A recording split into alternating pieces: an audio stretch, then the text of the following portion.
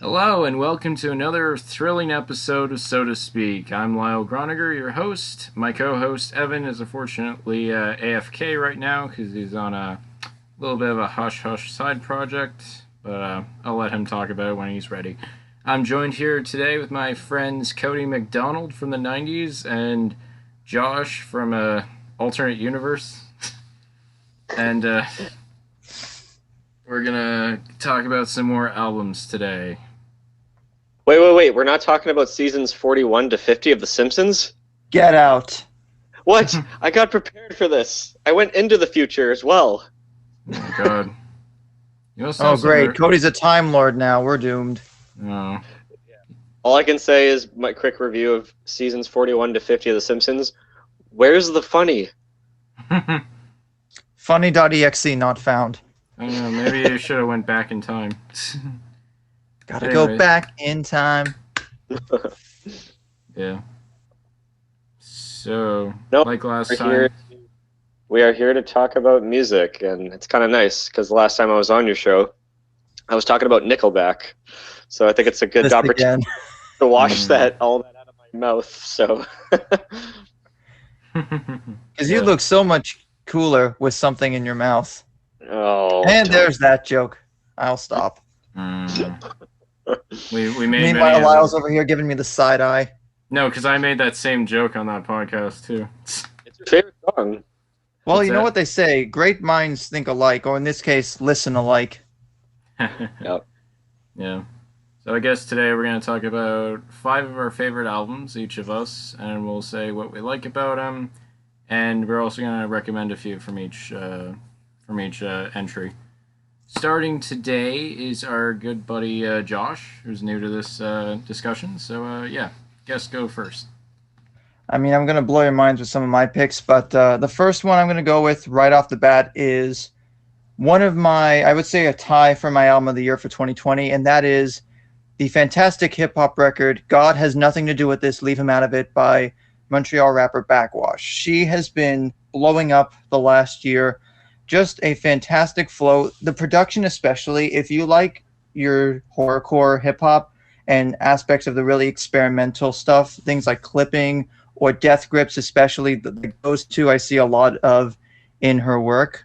I really also enjoy a lot of the features that she's worked with. She's worked with both Devi and Ada from Black Dresses, which, side note, if you guys are interested at all listening to Black Dresses, check them out as well. Peaceful as Hell was another great record from last year, but her flow on here is fantastic. I mean, there are some of the subject matter on this record goes into sort of coping with trauma and religion and sort of her sort of transgender identity, which I just want to make clear that she is transgender, but that is not the entire focus and that's not the entire thing about this record. So I definitely recommend that you sort of take that with a grain of salt. But I would say the cool thing is the Black Sabbath samples on here, because the title track from the first Black Sabbath album gets worked into a lot on the title track.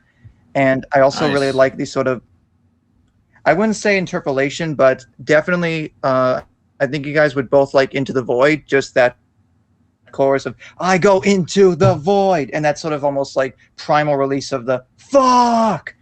Like I would listen to that a lot on when I was walking to my old job. I would really enjoy that. And also the hook on Spells is pretty good too. And if you guys want to get this album for yourself, it is on Bandcamp. It's only on there because of obviously the Black Sabbath samples, but it won the Polaris Prize last year, which for y'all listening that don't know, it's something I follow every year. It's basically like it's a $50,000 prize that's given to the best record in Canada, decided on by a grand jury of 11 people. And it was really awesome to see this come out of nowhere, because like when I hear something that's that fantastic and that culturally significant to Canadian music, you know, I would definitely recommend that you guys get used to her now, because she's also coming out with another record in May of this year, and there's some really even better features on there too. You've got Sadie Dupuis from Speedy Ortiz, you got clipping, Ada and Devi are also collaborating again. So if you like this record, not only go on Bandcamp and check out her back catalog, but check out her new record in May. It's going to be awesome. Very nice. So is she like kind of a little bit more mainstream or more underground? I would say definitely underground. I mean, there's aspects of industrial on here, and like I said, horrorcore. Like, especially if you look up some of her live footage, the video backgrounds here, there's clearly a bit more of a noisy aesthetic there, but it's worth checking out for sure. Mm-hmm. Okay. I guess now's the time we should probably mention that you are a music critic. I mean, critic, reviewer. Yeah, I've been writing about music since 2017, on and off. I would have written a lot more last year. Just again, when you work a day job where you're a quote unquote essential worker for most of that year, it really destroys your ability to cover stuff and keep up with everything. But I'm going to try and get back on that horse this year. Oh, that's great. Yeah, that's good. Do you have like your own blog? No, when I first started writing about stuff, this was about 10 years ago. I had a small show on my YouTube channel that I used to do. Nothing really came of it. Oh. But I mean, I did some episodes on and off for a year, but I'm still sort of around in the reviewing community. It was when I started writing like in 2017, because I prefer to write more than talk, but I've been writing mostly for Exclaim, which is a pretty known Canadian music magazine since 2018, so this is like the third or fourth year now. I try and write a little bit, but I like I said, I'm going to try and do that some more now that I've got some time. It's just I like to keep lists, basically. I keep lists, especially with the Polaris Music Prize. I sort of keep track of all that. I'm looking at 7 Word documents right now. There's like different phases. It's a long story. I'll explain later. Yeah. Oh, you definitely know. You definitely sound like you know what you're talking about. So that's great.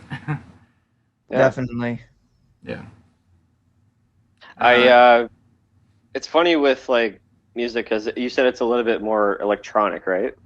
There's electronic aspects, but I would say on the Polaris shortlist last year, this was probably the most metallic thing on there, because there are points where like this thing is extremely heavy and it's awesome.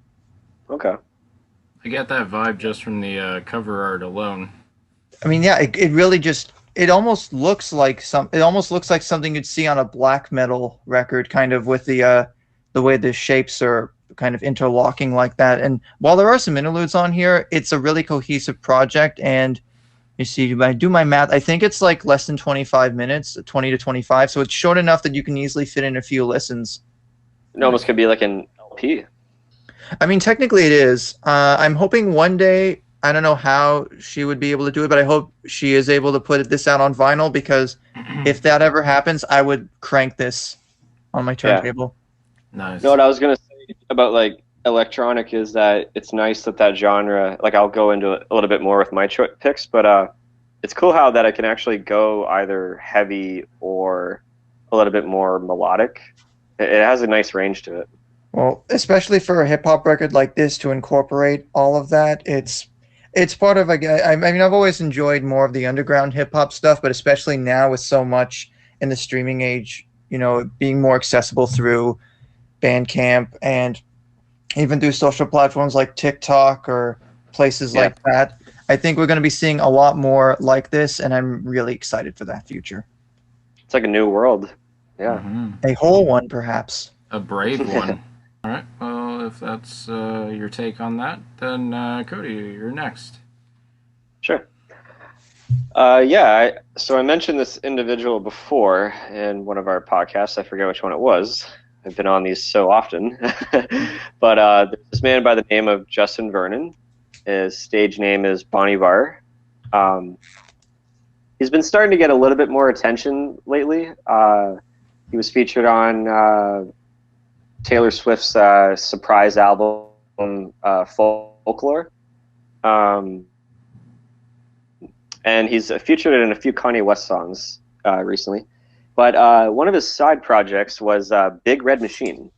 And it's funny, when I really got into his music, I discovered that he has like a lot of side projects. And I almost feel bad even saying the word side project because he hates using that word. He just says, I like to just join in and collaborate with other people. He doesn't really like consider himself like a high standard when he's doing his music from Bon Iver, which is nice actually. He's very humble, and that's why I like him so much. It really reflects his music.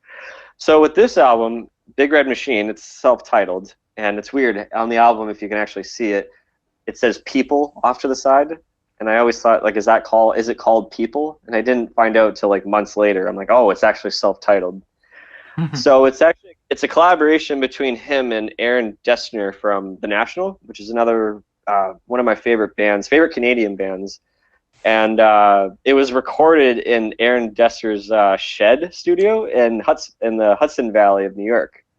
Oh, cool. So very small scale. It's just them two and a few other people collaborating. Now with this album, if you compare it to like Bon Iver's music, it's not so much of a stretch from what he's already been used to, but I will say that it's definitely the most concise album, better structured album. Like if you listen to some Bon Iver songs, especially going through their albums, it's very up and down in terms of like where it's going to go. It's unpredictable, which is why I love it. But not a lot of people would get into it. But as a nice kind of warm up to his music, I would probably recommend Big Red Machine, because not only is the structure of the album a lot more tighter, but like the individual songs have a little bit more of a typical verse chorus bridge, so on kind of structure to it. And it's kind of cool how it's almost like hip-hop, but I wouldn't say it's entirely hip-hop, but it's pretty amazing on how Justin Vernon can sing like folk songs, but also there's like a couple songs, like there's a couple of rhythms in this album where it feels like he's hip-hopping. And it's really cool, actually. It just shows like the versatility of his music style, because like he has a very distinct baritone and falsetto voice. So my favorite song off of it would probably be OMDB, which is hyphenated for Over My Dead Body. And it's a 11.5-minute track. And damn, it's good vibes. It's very... I don't know how to describe it. It just has it all. It starts off with like an orchestra, and then it leads into just like a very mellow, nice drum beat and a little bit of hip-hoppy, a little bit inside of it, but then it like goes down a bit in tempo, and then it picks up again with like an acoustic guitar, and like the drumming is like gets really fast. And I don't know, that's definitely my pick. But for you guys, Lyle, I would actually want you to listen to the song Forest Green, because it's a bit of a slower song, but there's a lot of bass and there's a really cool drum rhythm in it. And for you, Josh, I would actually go with I wouldn't say the singles of the album, but the more well-known songs. I would go with Gratitude and I Won't Run From It. Gratitude has like a very nice chorus in it with well, I better not fuck this up. Well, I better not fuck this up. Ah! Like, he auto-tunes his voice a lot in some of these songs, and it sounds so cool. Like, he could just be saying gibberish, and it sounds amazing, the way that he plays it. And I Won't Run From It it's kind of folky-ish, but there's a lot of electronic in it, so it's a typical, Justin Vernon kind of song. But that particular song is a great example on how he can, go from, baritone, lower voice to falsetto and get higher. It's amazing. Nice. I mean, when I sing Rock Band, that is how my voice tends to go, so that's relatable enough. I'm so guilty for when I play Rock Band. When I sing, I just try to mimic what the singer sounds like instead of me trying to find my own voice. Always guilty to that. Totally. I mean, this sounds like an interesting record, since I first heard of Bon Iver about 10-ish years ago when Bon Iver came out, and I liked some tracks from that. I did hear some of the stuff he worked on with Kanye on My Beautiful Dark Twisted Fantasy. Can't say I'm as big a fan of The National, though. I mean, I think I like parts of Sleep Well Beast and High Violet, but I'm not familiar enough with their discography to really say I'm a fan. But also the fact that both Justin and Aaron worked on the Taylor Swift records from last year. Yeah. Like, well, if she's gonna go into a folky phase or like a more indie kind of folky phase, might as well work with some of the best. Yeah, totally. I'm surprised. I mean, the Big Red Machine's kind of an allusion to the fact that I think they're both from Cincinnati, or I'm pretty sure the National is based in Cincinnati. No, I forget. Well, I know that Justin Verne's from Wisconsin, but I do know that the National was formed, if I'm not mistaken, Alberta, but that might be wrong. But I'm pretty sure that is wrong. Yeah. Okay. It'd be nice if they were, but yeah, totally, yeah. But for the National, actually, I would recommend "Trouble Will Find Me." I heard some of the singles from that around the time, like "Graceless," "Don't Swallow the Cap," ones like that. Demons. Yeah. It kind of goes all over the place for me. Yeah. But it's funny you name dropped Bon Iver's self-titled album. That's actually his second album. That's the very first thing that I've ever heard from him, and I was immediately hooked with the track one, Perth. Like, I was like, I'm listening to something that like I have never heard before. So that was kind of like my introduction to him. Like, I've not heard Forever Forever Ago, but I plan to check that out. I definitely remember hearing a lot about Holocene and Calgary at that time. Yes, yep. Yeah, well, I mentioned before, I won't repeat myself too much, but Forever Ago was basically like a venting album after his former band and his girlfriend broke up with him at the exact same time, and he like isolated himself in his father's cabin in the middle of Wisconsin. Oh, okay, so it became Bear Grylls. I don't know what that is. Man versus Wild, when that was a thing? He's the guy who drinks his own pee. This is a really weird tangent to be going down. It kind of is. But no, like, seeing that sort of organic sound from his earlier days of folk and just him with an acoustic guitar carried over to his electronica kind of stuff is quite refreshing, actually. Oh, it sounds interesting. And yeah, that's Big Red Machine. Not much to say about it. It's an acquired taste, as I have mentioned before about Bon Iver. Well, you seem to like him a lot, so that's great. Hey, like is an understatement. Love. You love him, adore him. And I love how Josh pronounced his name right. Bon Hevar. It means I took my French classes. Yes, it means good winter in French. So next up is my first pick of the night. This is an album that is a bit of a deviation from this band's earlier work. My pick is Attack on Memory by Cleveland band Cloud Nothings. Yeah. So it's kind of funny how these guys were kind of power pop, kind of indie at the beginning, and then they make this really dark turn of an album, which is going to be a theme you're going to see with another pick of mine later tonight. But Attack on Memory is what I like to call the spiritual successor to Spiderland, which is what I talked about last album. Or not last album, last time we talked about albums on our podcast. But it did inspire your album. It did, yes. These guys... Plug. Just plug it in. You know you want to do it. I did it. I did it last year. I want to do other things, please. I don't want to be the Sid Phillips boy. Alright, so what this album does is it has... I don't know if you know it's a very apocalyptic sounding album. It almost sounds like something that would happen after like a giant outbreak that wastes most of the world. It has a lot of scratchy vocals and intricate guitar interludes. Every time I listen to this album, I just listen to this vocalist, and it just sounds like he really needs a lozenge so bad. He always just tears apart his voice, especially when he bellows. There's a pretty good...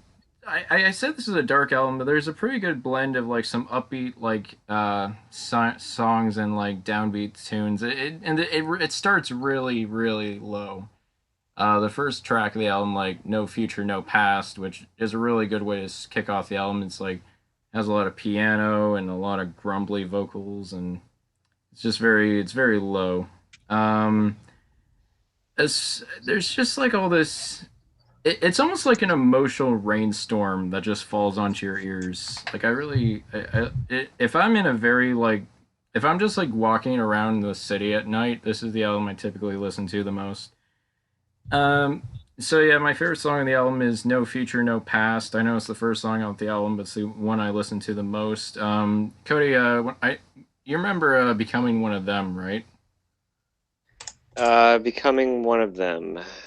It's a zombie short that I directed last or 2 years ago. Oh yes. Sorry, yeah, I knew that name. I was just, like, drawing a blank for a second. Yes, yeah, of course. Yes, I make short films. That's my character trait. I directed a zombie film like 2 years ago, and in order to get into the headspace of the character, I listened to this album nonstop. And in terms of I even when the main actor I was working with was like, Lyle, how do I get in the headspace of this character? And I just played like one of the tracks off the album. He's like, this is too sad. This is making me cry. I gotta turn it off. I'm like, yeah, now you know how I feel. If I had to recommend songs to you guys, Josh, I would recommend Separation.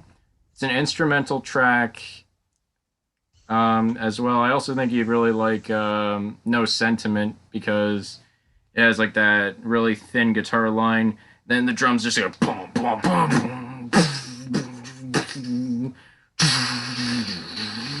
We started a war. I was like, and Cody, since you really love long songs, you almost have you have a fetish for it. I have to give you the magnum opus of the album, Wasted Days, which is a 9 minute a 9 minute song that just has all this frustration built up to this like crescendo of a long like bridge scene. It's just like the bass is just like thumping, it's like ding ding ding ding ding ding ding, and the guitar is like all lonely and diddling away.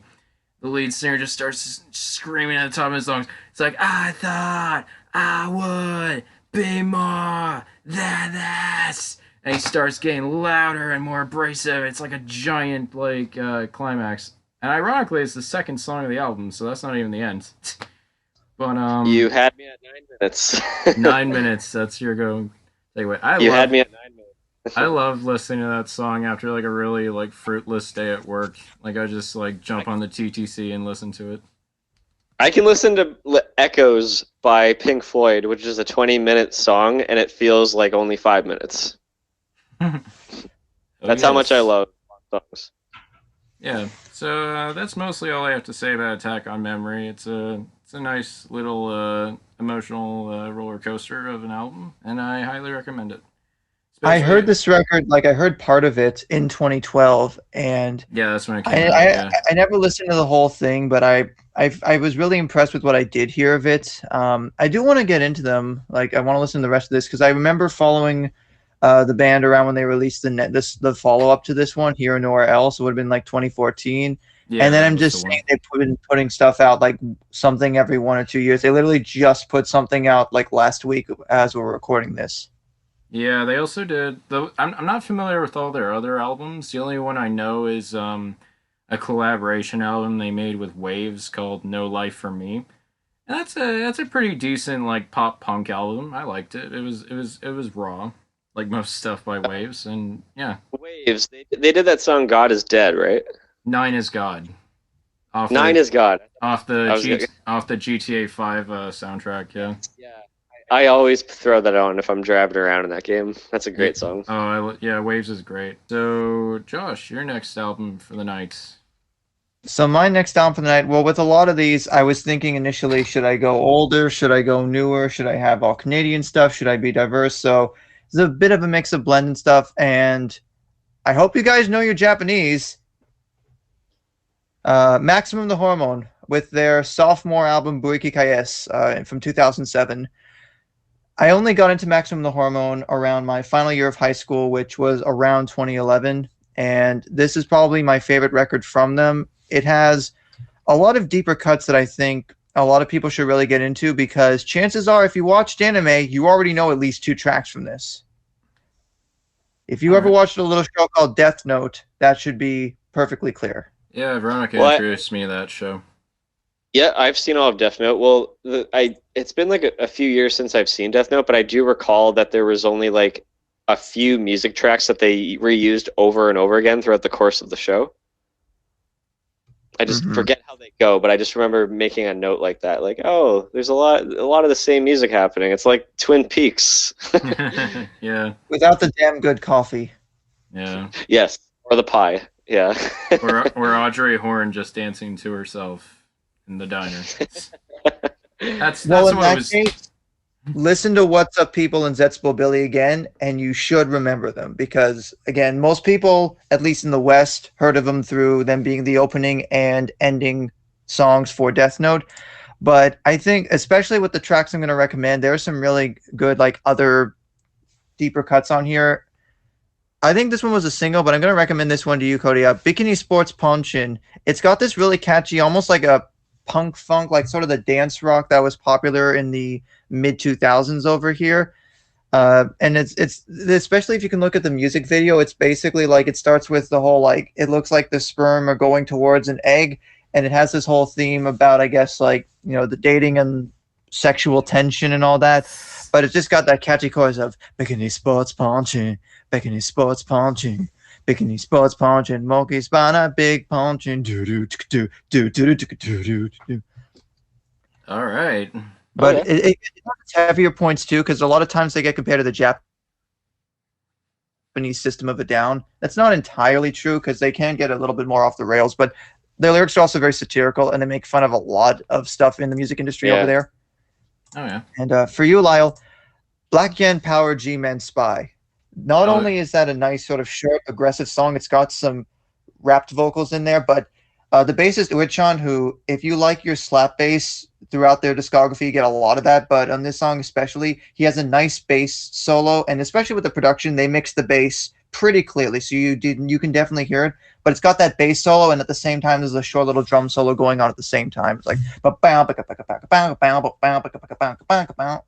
I can't really emphasize the slap bass, but that's cool. That sounds pretty rad. I like that. It does. And for most people, I mean, it was only up until I think a year or two ago where their old record label, after they signed with Warner Japan, finally put some of their stuff up on streaming here in the West. So if you want to check them out on streaming, please do. They have a lot of enjoyable songs on here. For people listening, I'd also recommend Koi no Mega Lover. It's a really catchy song. It has some of the same sort of dance rock moments as Bikini Sports Ponchin, and a song that is kind of funny for the lulz, but it's basically just sort of making fun of the over-sexualization in the music industry over there. It's Choo Choo Lovely Muni Muramura Prin Prin Bombo Nu. I hope I pronounced that correct. Basically, it's an onomatopoeia of various sound effects that are supposed to be like referring to just like kissing and groping and all these sexual things. But it's actually a really fun song. Okay. Well, it sounds very stimulating. It doesn't categorize itself as K-pop, does it? Or is that more that come later?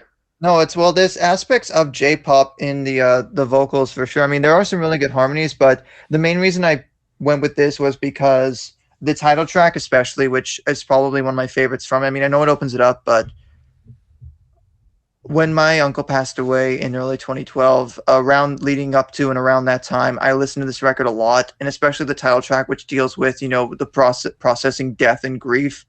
It really helped me through that time. And if you can find the music video, it basically deals with the same subject matter. There's a funeral. There's sort of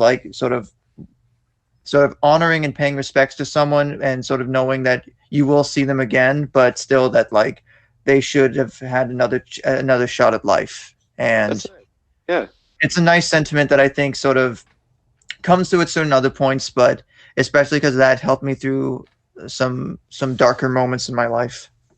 That's the best thing about music, is that it can connect with you at any point in your life. And then maybe if it doesn't click with you initially, like it can later on, like it could be an album where a few songs click with you before, like right at the beginning, but then the more you listen to it, there's actually some tracks that click with you way later on too, which is nice. Yeah, that's happened to me numerous times. Mm-hmm. Mm. That's really nice. But that's all I've got to say about that one. You could look up lyric translations on like Genius, for example. It's not going to be, I mean, it might be a one-to-one depending on the annotations, but it's the kind of thing where it's hard to Google Translate songs because you may not be getting the full intent of everything. But if you definitely want to broaden your metal horizons, please check them out. I hope they put out another record soon. They put out an EP like a year or two ago, but especially with how the world's going right now, I don't know if we'll get much new music from them. But they have a YouTube channel if you want to check out some other cool stuff they do. Okay. Yeah, Sweet. I'll post a link below. Timestamp. Mm-hmm. Bam. Plug. Very nice. Very nice, Josh.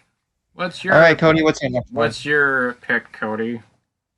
All right. So first of all, do you guys know the band Foals? Yes. Vaguely, yes. Okay. The reason why I'm asking is because at first they were an independent band from the UK, and now within the last year, or no, I should say from 2019, they released a double album called Everything Not Saved Will Be Lost, and it was a two-parter, and that was kind of the Black Album, or I should say both albums were sort of the Black Album, and what I'm referring to the Black Album is that it's this analogy that I use where when a band has a great course and they're appealing to such a niche audience, they all of a sudden make an album that appeals so broadly to the mainstream, which to its credit could have some iconicness to it, but after that it just kind of like their quality sort of diminishes. And I'm referring to like Metallica, because everything from Kill 'Em All to Injustice of All was like Metallica in the heyday, but then the Black Album was sort of so fucking huge and mainstream that afterwards it kind of like it was sort of the death of them. So the whole point I'm getting at is that Foals sort of started off like a very had a very cool, unique sound to them. Like they had how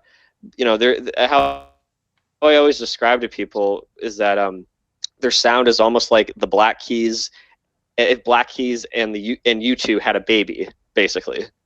Like they just have a really cool rock synth kind of vibe to them. So the only reason why I ask is just because I want to know if most people know about them now after this. They just kind of went mainstream a few years ago. But with that being said, my favorite album off of them is the one that got me into them, Holy Fire, from 2013. That was recorded at the Assault and Battery Studio in London, England. So yeah, like I said, this band is a lot of fun, and it's no disrespect to like their latest albums. There's a lot of really good tracks off of it, but this album is like them in their heyday, because they are just such a fun band with like their dance songs, and like they're pure rock. Kind of feels like very nice live music with a lot of like distortion to their like guitar riffs, but also they can have like a lot of like kind of cool synthesizing harmonies to back it up. But they also have such cool atmosphere that's just always there in the background with all their songs that I always find really soothing. My girlfriend Veronica got me into them, and what was so funny is that I became so obsessed with them, I kind of like got her more into them because she wasn't really that big of a fan, so it kind of brought it back full circle. My favorite song off of the album, it's a bit tricky, but I will say that definitely the Gateway song, if anyone out there is listening to this and they haven't heard of Foals, I would say listen to the song Intruder, because that's a track that is just everything you want to hear about Foals. Because it's a very nice, like head-bopping dance kind of song with a cool beat to it, and then it just sort of ramps up to this very loud guitar, and then it just explodes into this jam hard rock kind of I wouldn't say solo, but it's kind of like the chorus of the song is the instrumental hard rock portion of it, and then it goes back to the dance kind of, boom boom boom boom boom boom, sticks and stones will break my bones. It's so cool. It's I just love it so much. But definitely the biggest track off of this album, and if Evan, if you're out there listening, wherever you're at, I would listen to the song My Number, which is sort of one of their biggest hits. I quite like that one. Yeah. And it's funny, my girlfriend and I saw them at the nightclub Rebel here in Toronto two years ago, pre-COVID.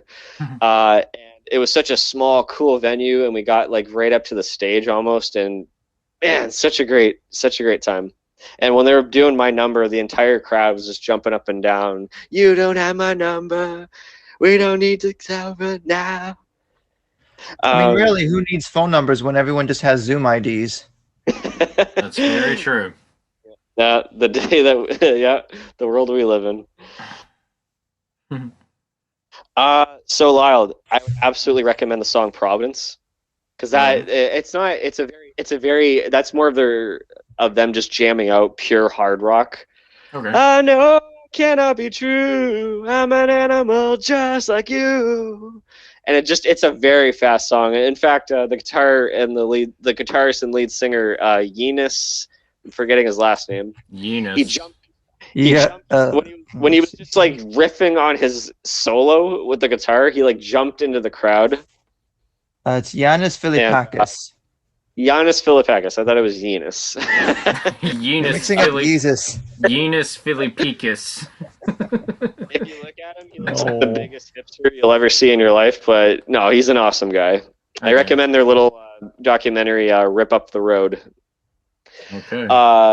No, yeah, he jumped into the crowd playing that song, but it's a very fun song. And also, Out of the Woods has a really good bass line in it.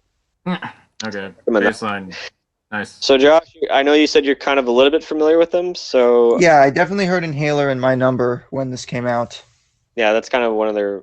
It's also Spanish Sahara off of their previous album, Total Life Forever, is a really great love ballad. I like the artwork for that one. Anything involving water imagery, I'm a sucker for. Oh yeah, it's a really great blue looking album. But the songs off of Holy Fire, I would recommend Milk and Black Spiders. So it's kind of a love song, but it's definitely one of their more straightforward songs, but it's also very effective in terms of its I don't want to say structure, but it really has like a cool, the way it builds off of itself, I would say. But speaking of building off itself, I would actually recommend Late Night to you, Josh. That's a song that starts off so slow, and then it just keeps building and building and building and building and building until it just explodes in such a loud song by the end. And the music video is also very explicit and violent and very subtle. I'd recommend checking that one out. Cool. Out of all the past few years, me getting kind of into the independent rock music, I just really like Foals a lot. I think they're a lot of fun. I'm hearing fun a lot. As you describe them. They're fun. They're an absolute blast. There's only one band called Fun, and maybe you'll find out what I think about them on the next one of these. Okay. Oh, okay. Yeah, that's all I gotta say. I can't say enough great things about them. They are a lot of F is for friends who do stuff together. U is for you and me. Oh, no, you don't. All down here in the deep blue sea. We already did a SpongeBob episode. This man. We already did a SpongeBob episode, Cody. I thought it was out of your system. Oh, no. Oh, it's never... Wait, we did? No, I'm joking. Oh. Well, speaking of getting things out of your system, I'm feeling raunchy, guys. And right now, my pick next is from a very great Toronto band. Let's go. Let's go. You're a Woman, I'm a Machine by Death from Above, 1979. Yeah, here we go. This is a rigorous white-knuckled experience from beginning to end. Their debut album contains everything that made them like the big name that they are. They got non-stop drums. They have growly vocals. I still can't believe they're a two-person band because their sound is so like thick. I noticed that a lot of like band like rock duos that I don't know if it's the mixing or something, but they always sound so tight. And I can't believe the drummer himself is like the vocalist. I thought the bassist was, but no, it's the drummer. And then I have to talk. too busy with all those awesome pedals he uses and the effects and everything. Yeah, Jesse F. Keeler is like a really, really good influence of me, and I love his sound. He can do so many things with like the instruments, so not just like notes or anything. Like he can make scratches, squeals, can drone, he can play synthesizer at the same time, and it's just yeah, he's got an impeccable range on his instrument. It's like the driving harmonic force of the entire album. My uncle said he saw them in concert and they were just like Oh. incredible. He was raving about them. Oh yeah, I saw like concert footage of them at this like dive bar, and they just come in all cool with their black jackets, and they take it off, and they just start playing, and Jesse's got his like transparent like bass like on display, and everyone's just banging their heads away to their songs. I don't mind their other albums, but of all of them, I find this one most solid all the way through. Which is the kind of the case with most debuts, I feel sometimes. But if I had to recommend, I know Josh knows it. Actually, Josh, I remember when we talked about this record. You have this record. I can improve. You can pick your own song. You can pick your own recommendations. I remember if y'all don't know Romantic Fucking Rights by now, seriously, well, come that here, song baby. slaps. Come here, baby. I like your company. We can do it and start a family. I mean, come on. I'm not asking a lot. Yeah, but I remember that bass line, the just from that, it's like I may have first heard that song in a snowboarding video game, but it's one of the best. I would say one of the best rock songs of the mid 2000s. Yeah, it's crazy. He gets that sound from like scratching his nails onto the bass strings. Like that's pretty rad. Like my fingers tremble just by thinking of that. I remember Josh when we were talking about this album like a few years ago. You were like we were talking about the lyrical content of a lot of these songs, and you were just like, "Yeah, it feels like this band was in heat when they made this album." In a way, yeah. Just there's a lot of tension on here, and but at the same time, a lot of it's like one of those once in a lifetime chemistry that. While there are two other records after this and soon to be third, I have heard bits and pieces. I don't really think they captured their sound as well as they did on here. I mean, if you want to look up the documentary Life After Death, which basically chronicles the band's sort of early days up until their, at the time, reunion performance at Coachella 2011. Again, that year's coming up a lot tonight. It sort of foreshadows the eventual return of them with this physical world in 2014, but I only really like maybe one song from that record, but with this, I mean, you've said it's the most consistent one all the way through, but like there are faster moments. One of the slower moments on here, Black History Month, is actually that song. A pretty riveting song on its own. And just, there's also a few tracks in there about, I believe it's Sebastian Granger's parents' divorce. I think it might be Black History Month. Also, I think maybe Blood on Our Hands. Blood on Our Hands and Cold War as well. And then, of course, there's just the goofy sort of punk rock natured ode to Plan B or Plan C, Pull Out. That's a good one. I was gonna say that. Go ahead. I was just gonna say that's probably the one I figured I'd recommend to you because it has the most drum patterns in it. I also really love the smooth sensuality of the closing track, "Sexy Results." The little bongos and just like "Don't superb sexy," like the little whispering. Like it's got a good groove to it. That's the longest song on the album too. It clocks in at like 6 minutes. But and again, much like other ones, there's a lot of moments you can dance to. And I think with a track like Black History Month, I remember when Indie 88 first launched here in Toronto, Metric's cover of that song I heard from time to time. Yeah, for sure. No, and I remember when I first moved into Toronto in like 2013. Basically, everywhere I went, someone was always wearing like a shirt with like the two guys, and they have like elephant trunks coming out of their faces. And I'm like, what is this? I'm like, is this like a restaurant or something? Is this like Smoke's Poutineery or something? But no, there was one diner that had like a giant sticker of it. I just forget the name of the diner, but it was always on the outside. Yeah.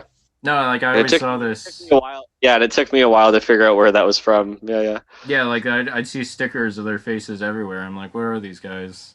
And yeah, that's where it's from. It's from You're a Woman, I'm a Machine.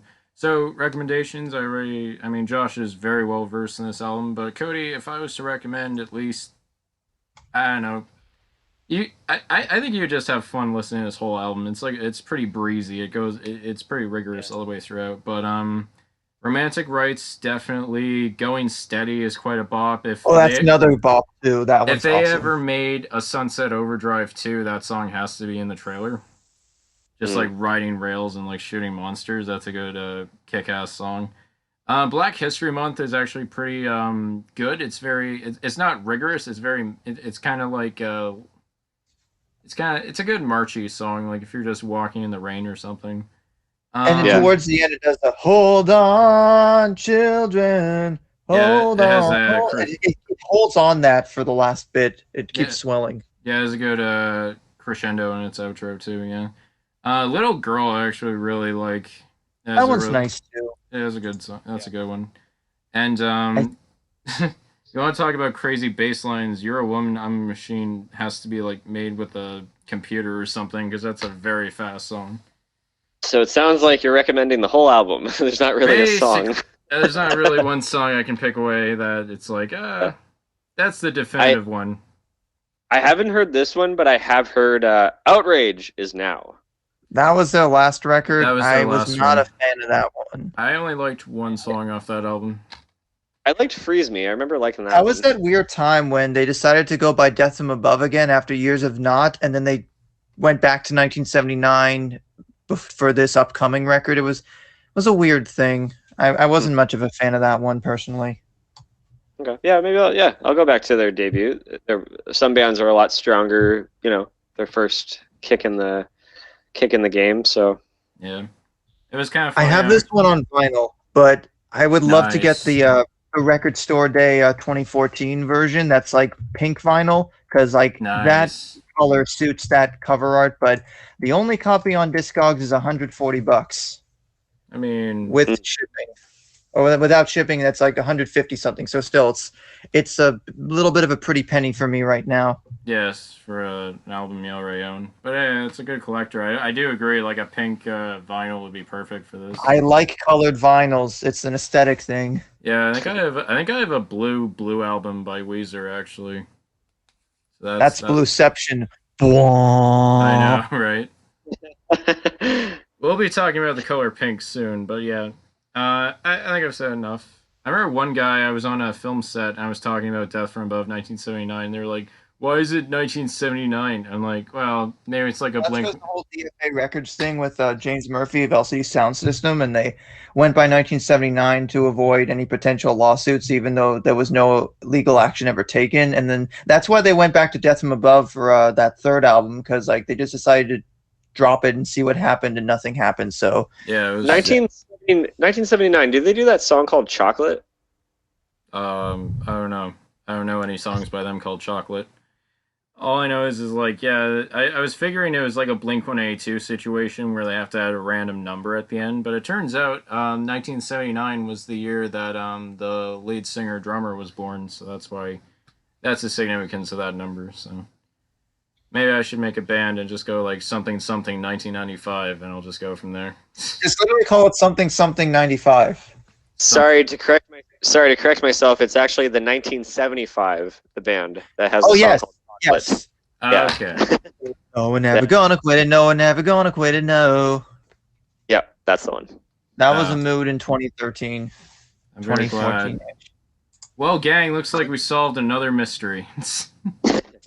Quick little question before we move on to Josh. Do one of you guys know Black Mountain? Yes, I do know of them. They're pretty good. Yeah, pretty like psyche rock band, a little bit like early metal at times. Yeah, maybe if we do I hope we do a volume 3 one day, or a volume 4, volume 5 of this. But no, I'd love to talk about Wilderness Heart. So yeah. I want to listen to that one. Oh, it's great. Yeah. Okay, but we'll see. I believe as a Valdi side, that's the one with the shark on the cover. I'm pretty sure. That's pretty badass. Yeah, it's awesome. Well, we're gonna go from a shark on the album cover to one of the sweetest and most beautiful, like, pop rock, power pop leaning records. Like when I think of one of my favorite records of all time, this is high atop the list. The sophomore album from Jukebox the Ghost, everything under the sun from 2010. I first got into this band in late 2010, early 2011, around the time this album came out. And it was actually bolstered by the fact that some of the tracks from this record were charted by an authoring group and put into Rock Band 3 via the Rock Band Network. And the fact that I could play almost half of this record in Rock Band was huge to me at the time. And once I heard the opening piano line on the opening track, Schizophrenia, like, I was hooked. I mean, I may not have liked the last Jukebox the Ghost record, but their first three, and this especially, is where they hit their peak. It's sunny, it's bouncy, it's wordy at times. The lyrical themes range from, like, you know, love and relationships, and whereas it's a pianist and vocalist Ben Thornwell, brighter side of life, and guitarist and backup vocalist Tommy Siegel kind of is more the cynic at times, but he writes also about stuff about the apocalypse, which if you want to see a lot of really good darker tracks, check out their debut album from 2008, Let Live and Let Ghosts. Really good stuff on there, but this one is the best mix of melodic and some like proggier moments on the track The Sun, which for Cody, I would definitely say I would say Empire is a great song that sort of mixes the poppier moments, but also it does feel like kind of, I mean, this is kind of an easy criticism for some people to say, like it's a rejected High School Musical songbook, basically, because some of those tracks are pretty catchy and peppy. But I was just about to say, I was listening to a couple of tracks off of this album. I did hear Schizophrenia. Yeah, it's a really fast song to really open up everything. But I really liked, oh my God, I'm forgetting the name. Nobody. Nobody is like a great credits song, I feel, to close it out. You got when the horns come in, that really makes it. I would also recommend, if you like Empire, I would also recommend there's no other way to say it, the beautiful vocal harmonies and the piano line on So Let Us Create. That's just warm and soft, and it's a real sort of a comfort food equivalent of a song. Now for Lyle, I would actually go with a tie between Half Crazy and The Stars. Half Crazy is one of the more rockier tracks, and it sort of deals with, I guess, worrying about someone so much that it's affecting your mental health, so much so that in the chorus, one of the lines is like, "My left eye's gone lazy, worried about you." Huh. And then The Stars, on the other hand, is probably, like, from a lyrical standpoint, the most cerebral, basically about, I think it was about a dream that Tommy Siegel had about, like his apartment being flooded or something. Let me just see if I can bring up the lyrics, because it describes it more in there. But it's also got this really, and I would recommend listening to the Sun interlude just because it segues right into that track. But it sort of has this nice bridge part where the piano is going doo doo doo doo doo doo doo doo doo doo doo doo. My voice cracked, but it keeps that piano line going, and then the guitar comes in, and then the drums are like going over all of that. So it's a nice dancey groove. The one downside with this band, at least for you being a bassist, is they don't really have a bassist. They're just a trio, piano, guitar, and drums. But I think Tommy does do bass on the studio records. But there are some bass parts in there. Let me just see here. Well, I mean, just because I'm a bassist doesn't mean I can't appreciate songs that, you know. No, of course. I was thinking, like, the ones that are the most active, you know, like there's lyrics like in this one, and the lights were complicated, and so we all just prayed to the spirits above and below that the water would never reach us in time, but I had a feeling that we never get to 2009. Oh, pretty cerebral. And anybody that likes Broadway, check out The Popular Thing. That one's kind of a very catchy Broadway-esque number about peer pressure. All right. And like how you shouldn't just do something if everybody else is doing it. Like if you want to do the popular thing, well then follow away. But if you want to find something unique, you can't look that way, because if you give it even more than a peek, well then you will have changed, and so on and so forth. I see. I could go on about this record all day, but I'm just please listen to this. It's fantastic. Okay. For sure. I've seen them twice. Oh, nice. Oh, good. Yeah, with this band, it's interesting because I've been able to get at least several other people, whether it be friends or significant others into this band through this record, and it's a real gateway to if you want to check out some really good power pop. And there was like my first real relationship was with someone that was also really into this band. And that was like the first case, like, oh, there's people out there that actually like the same things you do, even if you think you're the only person that likes them that much. So okay. I owe a lot to this record. That's cool. Wow. I look forward to hearing it. It's meaningful to you, yeah. Yeah. Definitely it is. I'll have to dig out my old Rock Band 3 kit. Oh, wait. I dropped out after Rock Band 2. Never mind. The songs aren't available anymore, but what system do you have? I don't have a system anymore. I used to have a PS3, but it's on my dad's now, so... all right, well, some other time I'll explain. I want to play those games so badly again. It's been years. Yeah. So what's your next? You got to give up an arm and a leg now because. I was just gonna. You have to give up an arm and a leg to buy Rock Band instruments now because they're like out of print and they're so rare. It sucks. Well, I mean, I doubt the instruments even work anymore. No, they do. I mean, with the my electronic drum set still works fine. I just have the legacy adapter or the Mini Pro adapter from last gen, just plugs in and works. All the old guitars, like with the dongles and stuff, at least on PS4, work. Xbox, you need like a legacy adapter, and then you need your Mini Pro adapter on top of that. So that's where it gets dicey. Yeah, I had the PS2 version, so that's pretty bad. That's going back a ways. Okay, a quick question. Can PlayStation 2 instruments work on PlayStation 3? I believe most of them could, with like a little adapter where you plug the PS2 end into there, and then the USB end would plug into the PS3. It should pick up. There's probably an instrument compatibility chart you could look up on the internet that has a bit more detailed chart. Sounds good.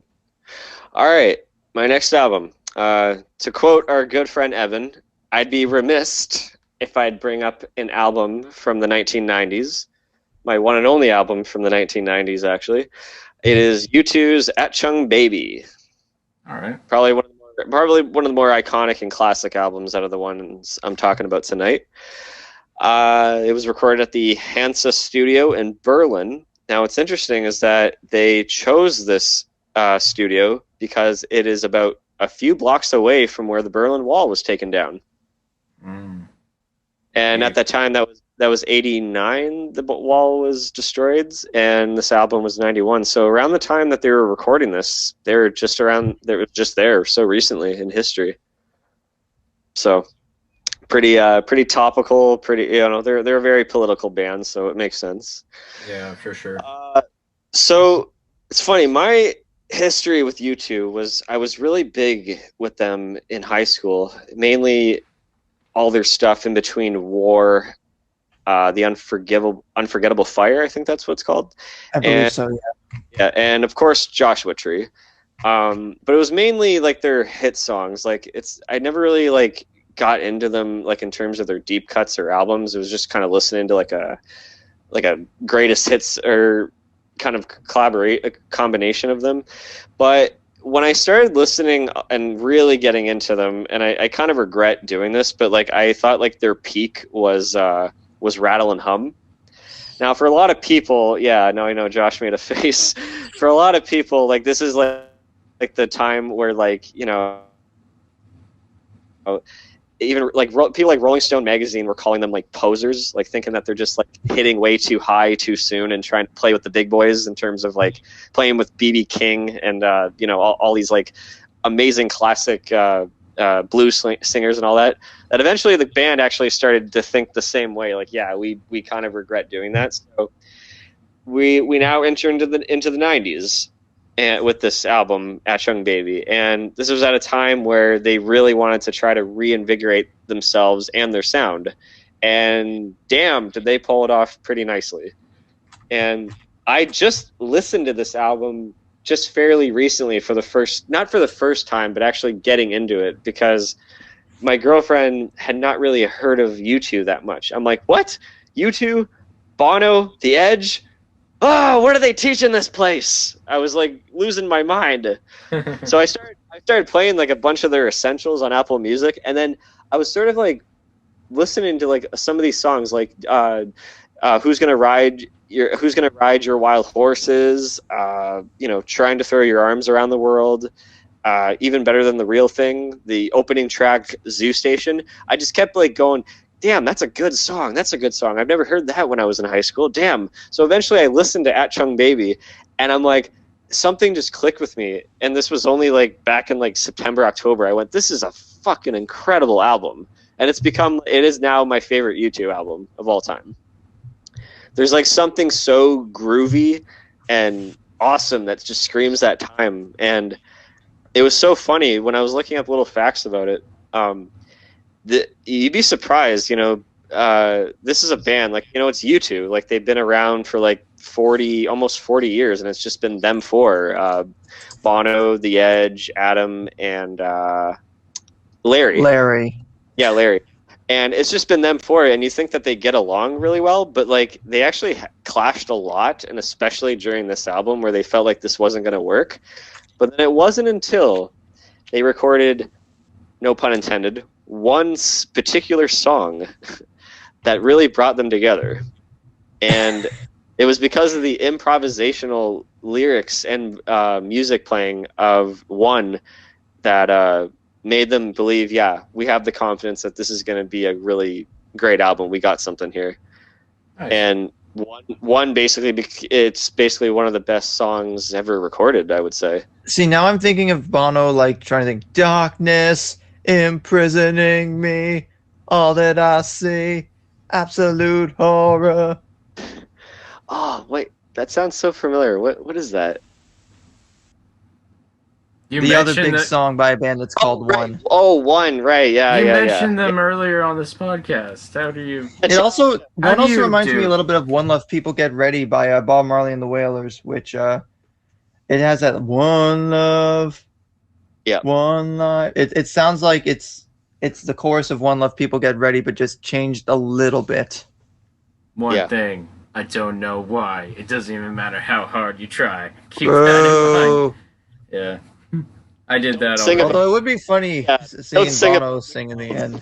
Stop singing about McDonald's, Lyle. well, Lyle, since you're such a Cronenberg fan, what do you think of The Fly? Amazing. The track The Fly. So I was just, that brings me to The Fly. So Lyle, I recommend that song to you. Does that have anything that to was do not with The scripted, Fly? by the way. I did not plan that. Does it have anything to do with the actual movie, or no? Oh no, it's a very funky song in terms of bass too. See, if this was a Misfits album, it would be all about the fly. But no, it's just about a fly, not the fly. Oh well, no, I'll check it out. Yeah. For you, Josh, I mean, you're probably more aware of this than Yeah, but even better than The Real Thing kind of jumped to mind. I don't know. I thought that would be something. But there's a lot of deep cuts on this that are really good. Like Acrobat has a great lyrics in it. I don't even need to bring up Mysterious Ways, because if you've been to any supermarket or any Shoppers Drug Mart ever in your life, you're bound to hear this song once. I remember hearing Even Better Than The Real Thing on like Boom 97.3 once in college when I was doing like a listening assignment, and I had to like mark all the songs that were played in an hour, and that was one of them. So it exists. It exists. It has a cool music video where the camera's just like going up and down on these platforms and it's spinning. It's pretty cool. My favorite track would probably be Until the End of the World. Just love the guitar work in that. And that's the kind of cool, unique thing about The Edge, is that you hear any U2 song and you just hear the echoes. You're like, that's U2. Because he just has like a really distinct sound to his guitar playing. I don't know if you guys have ever seen Bono, his stage presence after this album came out, but when they did the Zoo TV tour, which is a very ambitious tour, I might add, Bono just started to create a lot of on-stage personas, like Mephisto. I don't know. You got to look it up. He's like in makeup and all this weird stuff. He has one called The Fly as well. Just a lot of these weird personas where he doesn't want to be referred to as Bono, and he did a lot of strange things, like prank calling people on stage. And Oh, so that's where they came up with Crank Yankers. yeah. Oh, I got mail! Yay! Oh yeah, I mean, I saw the U2 360 tour of my mom when that was going on in Toronto. Oh man, how was it? Fuck. It was incredible, yeah. I was glad to see that.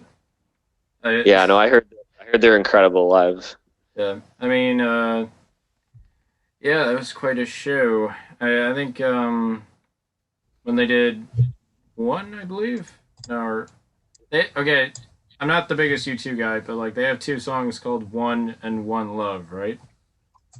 Or is that by a different title? I don't think they have one called One Love. I think One Love is a line from one. Yeah. Oh, okay, so it's all the same song. Okay, I remember when that was playing, everyone on stage, people were coming on stage holding candles out, and there's all around the expanse of the stage, and it was pretty incredible. It was all about like starving children in various countries. Very moving stuff. I just remember it was so cool seeing the roof open up when they started the show too. That was in the ACC. One has like one of the best lyrics I've ever heard, and it's so universal and timeless. It's "We're one, but we're not the same. We have to carry each other." It's just, it will last a lifetime. Like that is so powerful and meaningful, and can apply anywhere around the world. Oh yes. Well, just trying to make the world a little bit better. And just another quick little note is that it's funny how when I mentioned they reinvigorated themselves because they kind of sold out a bit when they did Rattle and Hum. As their 90s career went on, after that when they did Zooropa, I think that's the album that came out after, which was more of the same, I guess, of Achtung Baby. It just didn't really hit that hard. But until they made that atrocity called Pop. All I have to say is if that album was a balloon, pop.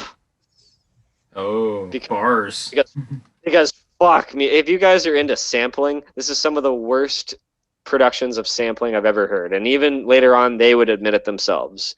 That, again, once you thought that they hit rock bottom, in 2000, they come out with All That You Can't Leave Behind, and they just reinvigorated themselves once again with another classic album. Well, it's good to come back from something like that. Yeah, they're very up and down. It's strange. Like they're a great band. They're iconic. It's just they can either hit a very high or a very low. And I think for right now, they're in sort of like a medium spot. Like, I mean, the fact that they produce an album and then throw it onto everybody's iTunes. That was a thing in 2014, wasn't it? Oh yes, it was. Songs of Innocence. They weren't that innocent. Few bands can have as like many, peaks and valleys as U2, especially since for a lot of people, again, like Cody said, the Joshua Tree era was seen as like their peak into Rattle and Hum, and then at Achtung Baby it kind of went down a bit. And really, the whole post 9/11 thing was where U2 really got a second wind, but I can definitely see where some people would really appreciate the more stripped back approach that they took to Achtung Baby. So I'd definitely be willing to check some of this out. Yeah, it's a cool album. That's all I'll say. That it's groovy. It screams the times of the early '90s, and yeah, I dig it. I think there was also there was a covers record that came out for like the 20th anniversary that has like a bunch of artists covering tracks from this record. You got like 9 Inch Nails doing a version of Zoo Station, Patti Smith covering Until the End of the World, The Killers doing Ultraviolet Light My Way, and even Jack White doing Love Is Blindness. Holy shit! I gotta hear this because I think it's on streaming. I don't know. I know I downloaded it at the time. Holy shit! You just named so many bands, and I just thought of the songs as you were saying them, and I'm like, yeah, they would kick out. Like 9 Inch Nails doing Zoo Station. That is perfect. The Killers doing Ultraviolet Light My Way. Oh my god, I gotta hear this. Fuck but then they include a different mix of Even Better Than the Real Thing on there because I guess they couldn't have it be all other artists, but I believe it's it's on Apple Music and it's on streaming if anyone wants to check it out. Oh, yes, baby. He's getting a little too aroused. Oh, jeez. Johnny, take a walk with your sister, the moon. No, we've heard that too many times in our lifetime. We don't need to sing that again. Mysterious Ways. Overplayed, but still good. Yeah, that's probably one of the few albums. That's one of the few songs I know off the album, just off the top of my head. That's It's funny how he can pull like a random woman from the audience when they're playing that song and she dances with Bono, but I'm like, she's been picked already. This is all stage. Why do they always pick the ones with the wires? I knew you were gonna say that reference. That was a reference. It's been approximately 10 minutes since the Simpsons reference, so I had to chive it in somewhere. Maybe we should just call our channel Simpsons Speak from now on. At this rate. Okay. No. Is that all you have to say about you two? Yeah. All right. Okay, my pick for the night. You know what? My last pick was aggressive. I might as well go balls deep. My next pick is Milo Goes to College by Descendents. Really formative punk album from the early 80s. Milo Goes to College is an aggressive, fast-paced punk album, which also embraces its total dorkiness with gusto, and has often been cited as the grandfather of pop-punk music.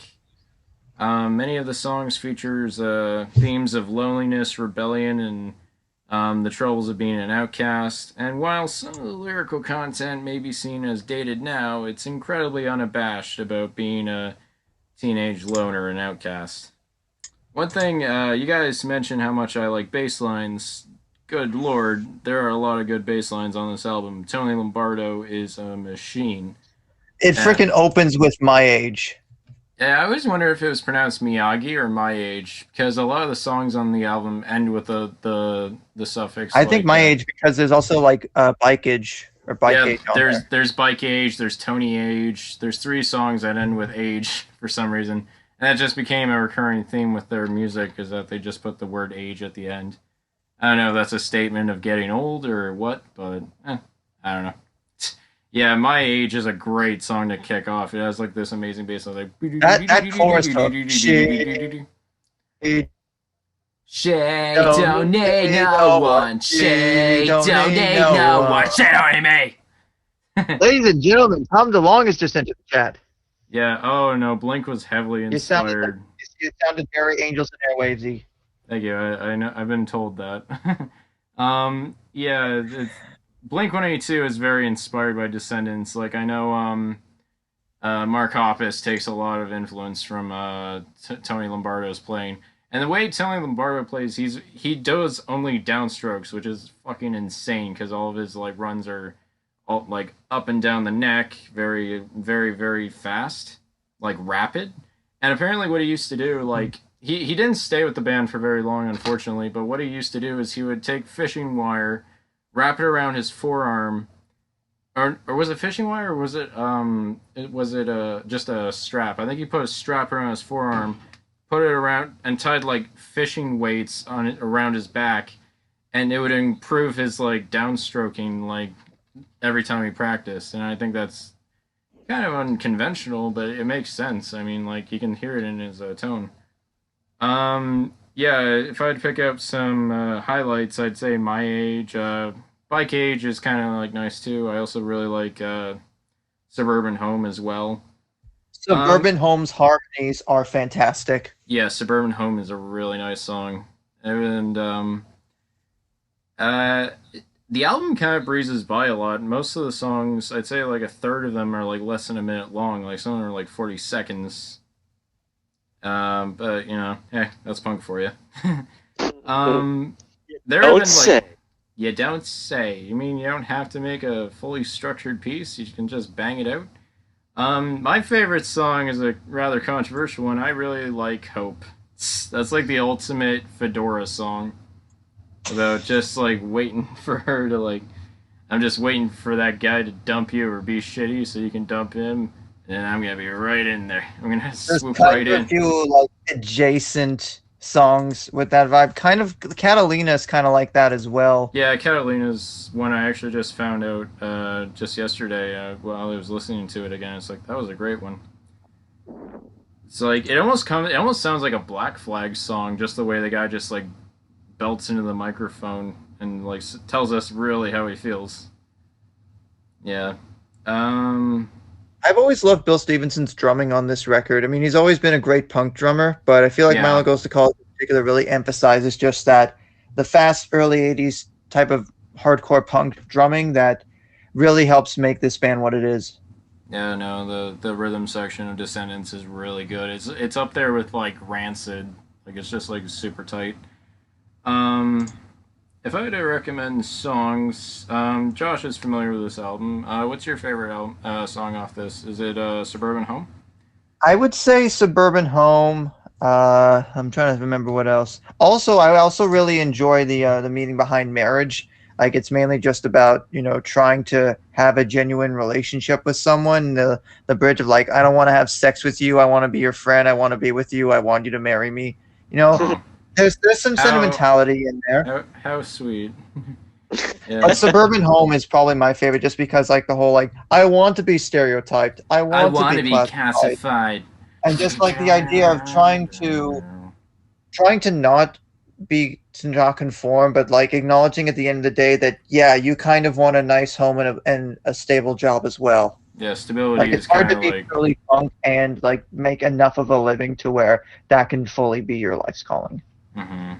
I actually kind of like a lot of the lyrics in "I'm Not a Punk," when like a lot of the allusions to a lot of bands in the scene, like Fear and Germs and all that. It's like you're all just a bunch of surfers last week, and now you're all posers, that kind of thing. Yeah, Cody, if I had to recommend songs to you, I know you're not necessarily a punk guy, but I think you'd like Bikeage. It's kind of a mellow, like it's a bit more of a mellower song than a lot of that. It's not like aggressive, like it's no like Misfits or Black Flag. It's just very nice. It'd be a good song to like end a movie on. I think like the credits roll and then everything just kicks. I'd also recommend Hope. We talked about like My Age and Catalina. Those are all good songs too. I know we sound like a broken record, but a lot of these songs do kind of fly by, and it's hard to like pick apart everything. I also kind of like Kabuki Girl. That song's rather underrated too. I do kind of like how years later, like the lead singer Milo Ackerman, aka my dad, is just like he does kind of like lament that a lot of the stuff he was saying about women in the album was kind of like especially the end of "I'm Not a Loser." As good as that riff is and stuff, and as good as like the song is, that outro is like he's acknowledged like I was really shitty to write that. Yeah, no. Yes. Well, I mean that's kind of the thing about Descendents. Like they're not like a political band. They don't really speak from any sort of like viewpoint. They're kind of just more like talking about how they can't get laid or talking about how like life sucks and everything's crappy. It's very like interpersonal stuff, and I guess Milo was kind of angry at the time, just like and all that stuff. It's kind of funny. And I think, yep. Oh, go ahead. I was just saying, like, the reason why it's even called Milo Goes to College is because it was about him, like, learning to be, like, a engineer at the time. Yeah, he actually went off to college right after they recorded this, and I feel like that Milo getting his degree brought a lot more honesty and I guess obviously a lot more maturity to future Descendents records. But this is that sort of point in time where everything about them sort of mixed together really well. Yeah, I was gonna say, like, I do listen to their other albums, and there are quite a few other songs I like that are not featured on Milo Goes to College, but this one just has like a good mix of the stuff that I like from them. It has a lot of their most iconic stuff off of their discography. And I almost forgot about the chorus for Parents. I'm a boy and not a toy. I will kill and I'll destroy. When friends with salad. Friends with salad. It has been 5 minutes since our last Simpsons reference. I'm sorry, I just got so caught up in the rhythm. I didn't mean to choose sides. Oh wow! Oh, and the Kabuki Girl also reminds me of, ironically, another really awesome, underrated, post-punk track by Susie and the Banshees, "Hong Kong Garden," because it mentions the Atomic Cafe, which was a noodle shop in Little Tokyo, I guess, in Orange County, and like how "Hong Kong Garden" is the same. Basically, it was written in response to a lot of the sort of racism and bigotry that this Hong Kong Garden takeout place in London was getting at the time they wrote it. So that's kind of a cool connection as well. Okay. Yeah, I should listen to Susie. I've been kind of getting. I was going through such a punk phase the last couple of years that now, as of like last year and this year, I've really gone. Yeah, Susie and the Banshees is awesome. Yeah, I've really gone into post punk now with like Joy Division and like Public Image Limited, and yeah, I need to get into Susie and the Banshees for sure. Gang of Four also. Entertainment is awesome. Yeah, I also gotta listen to more television. And while we're on the topic of Susie and the Banshees, listen to the song Happy House too, because if you know The Weeknd, you might know that song. I don't know The Weeknd. I just know it's coming soon. Everything. Well, look it up then. But I'm a dork. Milo went to college and he came back, and then he has a nice degree he can hang on the wall, and this record along with it. Yeah, and then he gets bored and forms the band again. Yeah. All right, Josh, what's your next choice? My next choice, we're gonna get a little more jangly, a little more dreamy, a little more hipstery. The self-titled debut record from Alvvays. I was listening to this when it really blew up in 2014, and I'll be damned if Archie Marry Me still doesn't put me in a nice mood for summer, because I know that song is so beautiful. Yeah, I was working at a vegan cafe, and that song would play a lot, and it got stuck in my head too. Marnie and I both really love this record. I also really enjoy some of the deeper cuts on here. I really like Ones Who Love You. I think Lyle, you would really like that. It's a bit more minimalist, but it's got that sort of that nice guitar line. I think it might be either a drum loop or just the drums are pretty simplistic, but it's got these sort of somewhat icy vocals, and there's a really nice a really cool bridge where the production, which this was produced by Chad Van Galen, who is a really cool singer-songwriter from Calgary. If you guys want to check out his discography, he's got some really good songs there, especially the record Soft Airplane. That's a really good one.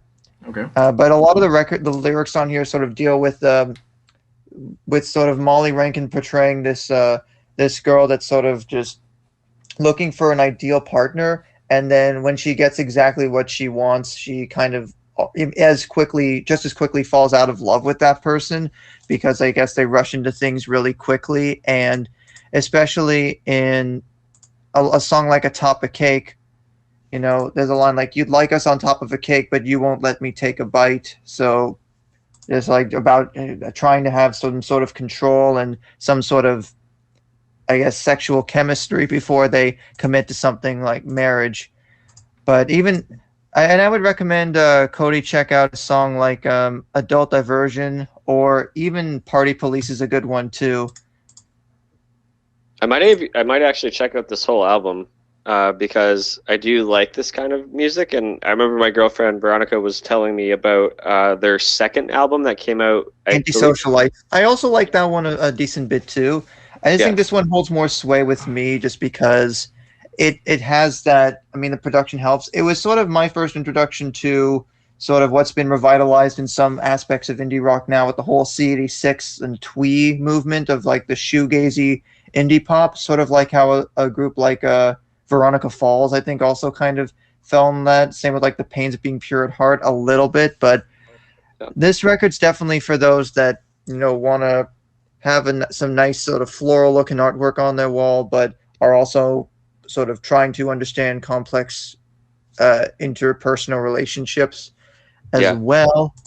I'm trying to think of what else I've got here. Adult Diversion especially, there's the whole thing about, like, you know, stalking somebody on the subway because you're shy, and then about if it doesn't work out, oh well, I'll just stay inside or I'll go back to school.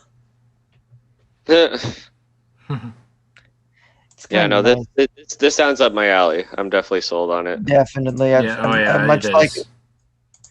much like a lot of other records that I've mentioned or will mention, I do own this one on vinyl. I actually have a CD of it as well.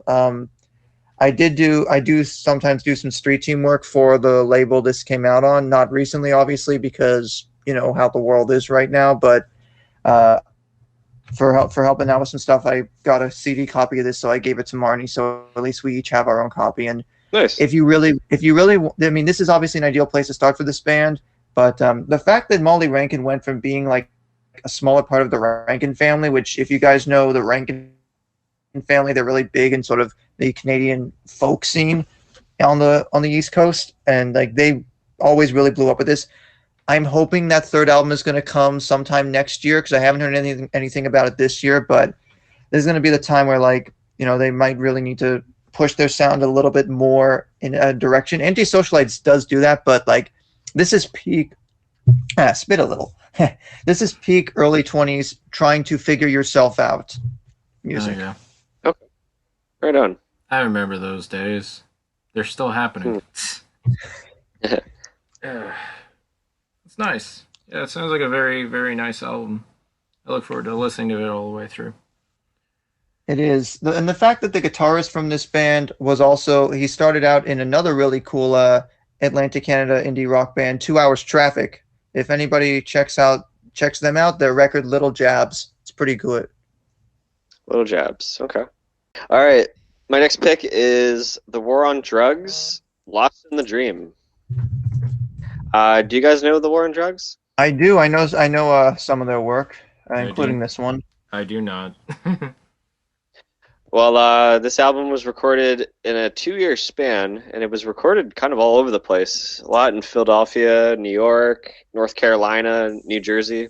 Don't really know why, but it definitely paid off because The War on Drugs is just living proof that heartland rock or Americana is just alive and well.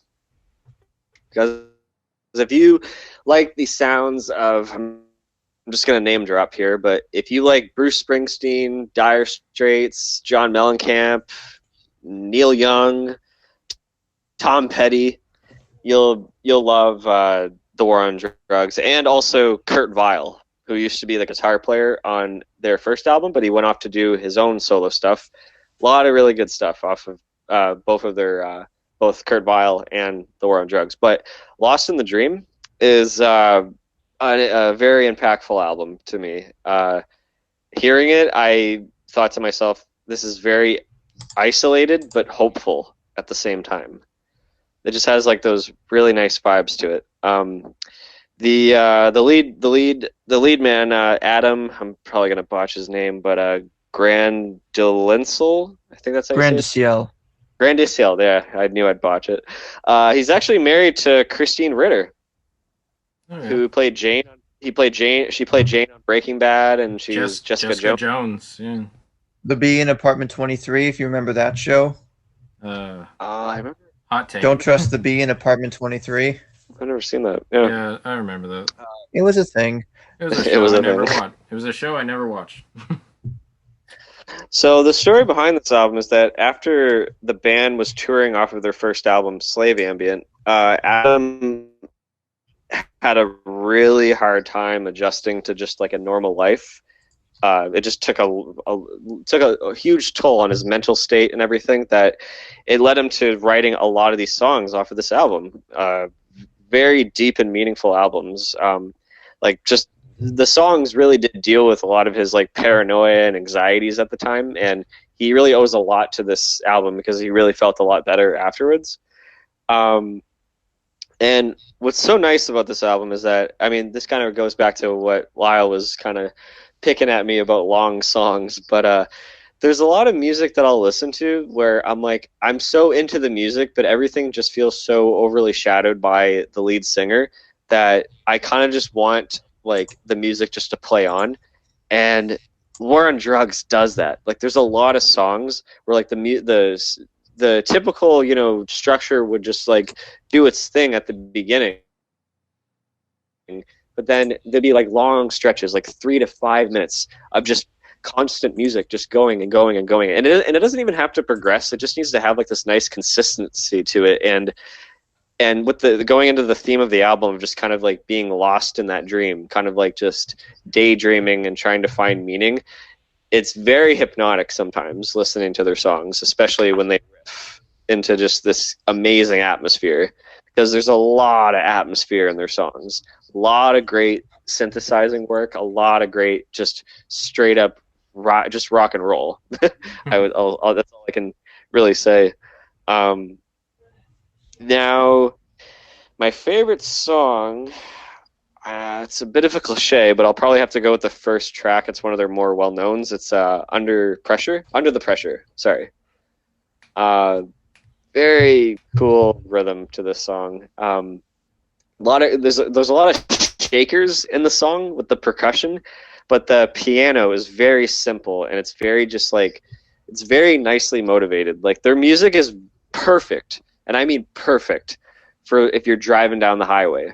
Because like, nice. A couple summers ago, when my parents and my girlfriend and we went out east, and I thought, oh, this is the perfect opportunity to let them listen to let my parents listen to the War on Drugs, because like listening to this music really harkens back to listening to all those Heartland rock songs that I used to listen to them growing up.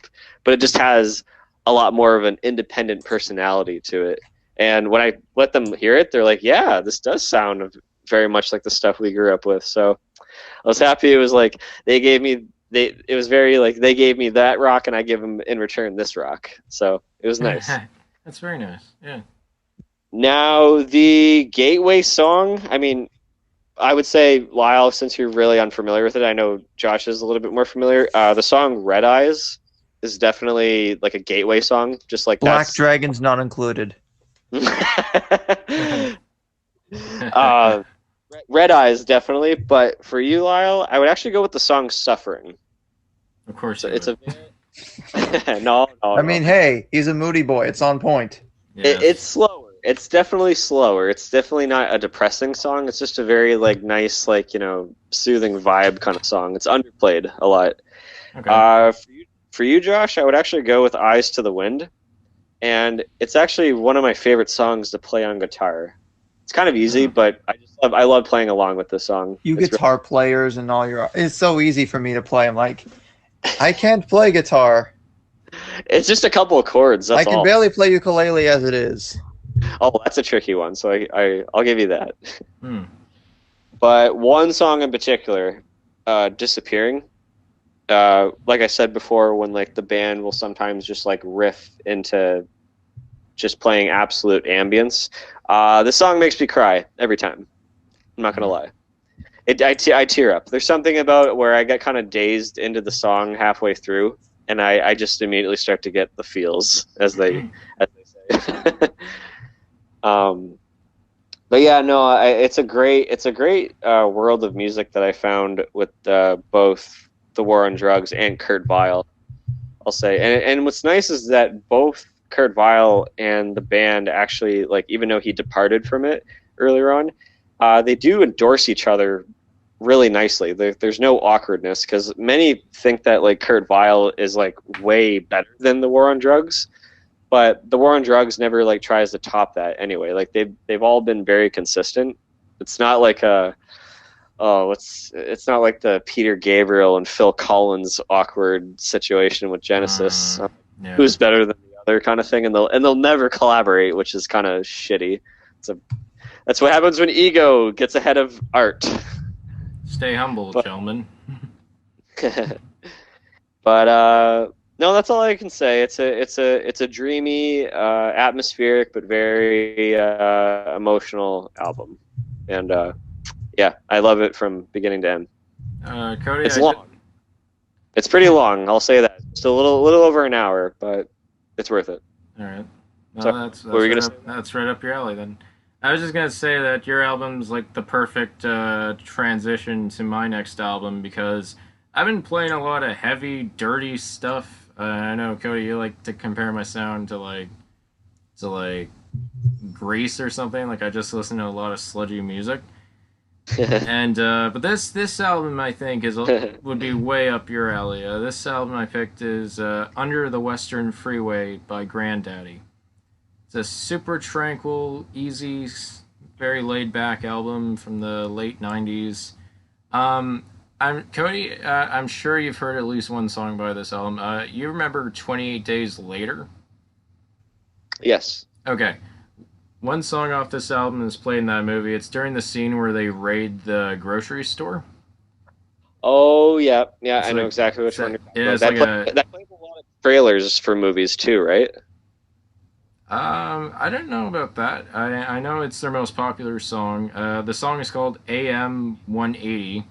That's the song Yeah. that I know.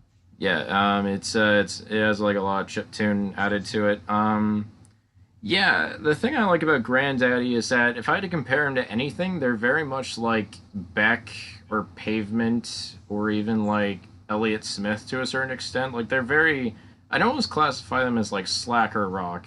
Like they don't. Some of their songs are a little heavy, but for the most part, it's like it's more about creating an atmosphere with their music. They often record in like unconventional areas, like in like sheds or like warehouses or just garages. Like they don't really like to have clean sound. But yeah, I really like how they can mix stuff like electronic samples and acoustics and various like textures from their from just stuff they record outside. I think the lead singer uh, Jason Little, he actually says that he actually really hates recording in facilities because he'd rather be outside, especially if it's a sunny day. He just doesn't like being surrounded by plastic and electronics. He'd rather be chased by bumblebees, I think is what he said. Not the bees. Not the bees. Oh my god. Yeah. They're in his eyes. His eyes. There's a lot of songs on here that I like. One song that kind of hits me way harder than it should is the actual self-titled song, "Under the Western Freeway." It's an instrumental piece that makes me feel so melancholy because I always imagine it as like the song you hear just before you die. It's like a constant loop that goes on for 3 minutes, and it's very, very, very moving. But I get too uncomfortable when I hear that song. My favorite song on the album would probably be "Everything Beautiful Is Far Away." That's a very nice song. I feel like Cody, you're gonna listen to that song, or you and Josh, you're gonna listen to that song. In the first 5 seconds, you'd be like, "What the fuck is this shit?" And then it just Well, like, it's true. Everything beautiful is far away from you, yeah, it is right. The grass is always greener on the other side. unless it's hopelessly irradiated. Irradiated. um, if I had to recommend stuff to you, Josh, actually, for the both of you, I'd recommend Laughing Stock. I love that Talk Talk record. Oh, TikTok. I don't pay it. No, Talk Talk. Talk Talk? Okay. Oh, You know, it's my life. Well, that's a tangent for another time. I'm sorry. I don't know what any of the things you guys talk about. I need to catch up. I recommend Everything Beautiful is Far Away. Go Progress Chrome is a super uplifting song. If you ever wanted to hear a song that makes you feel how you feel, like when you do a jump off a bike or something, and you just feel like you're floating in the air for a few seconds, that's the musical equivalent of that. AM 180 is like the most well-known song. I recommend that too. That's a good gateway song if you like Grandaddy. Summer Here Kids is like probably a song that's most linked to what I listen to because it's very, very heavy and almost punkish.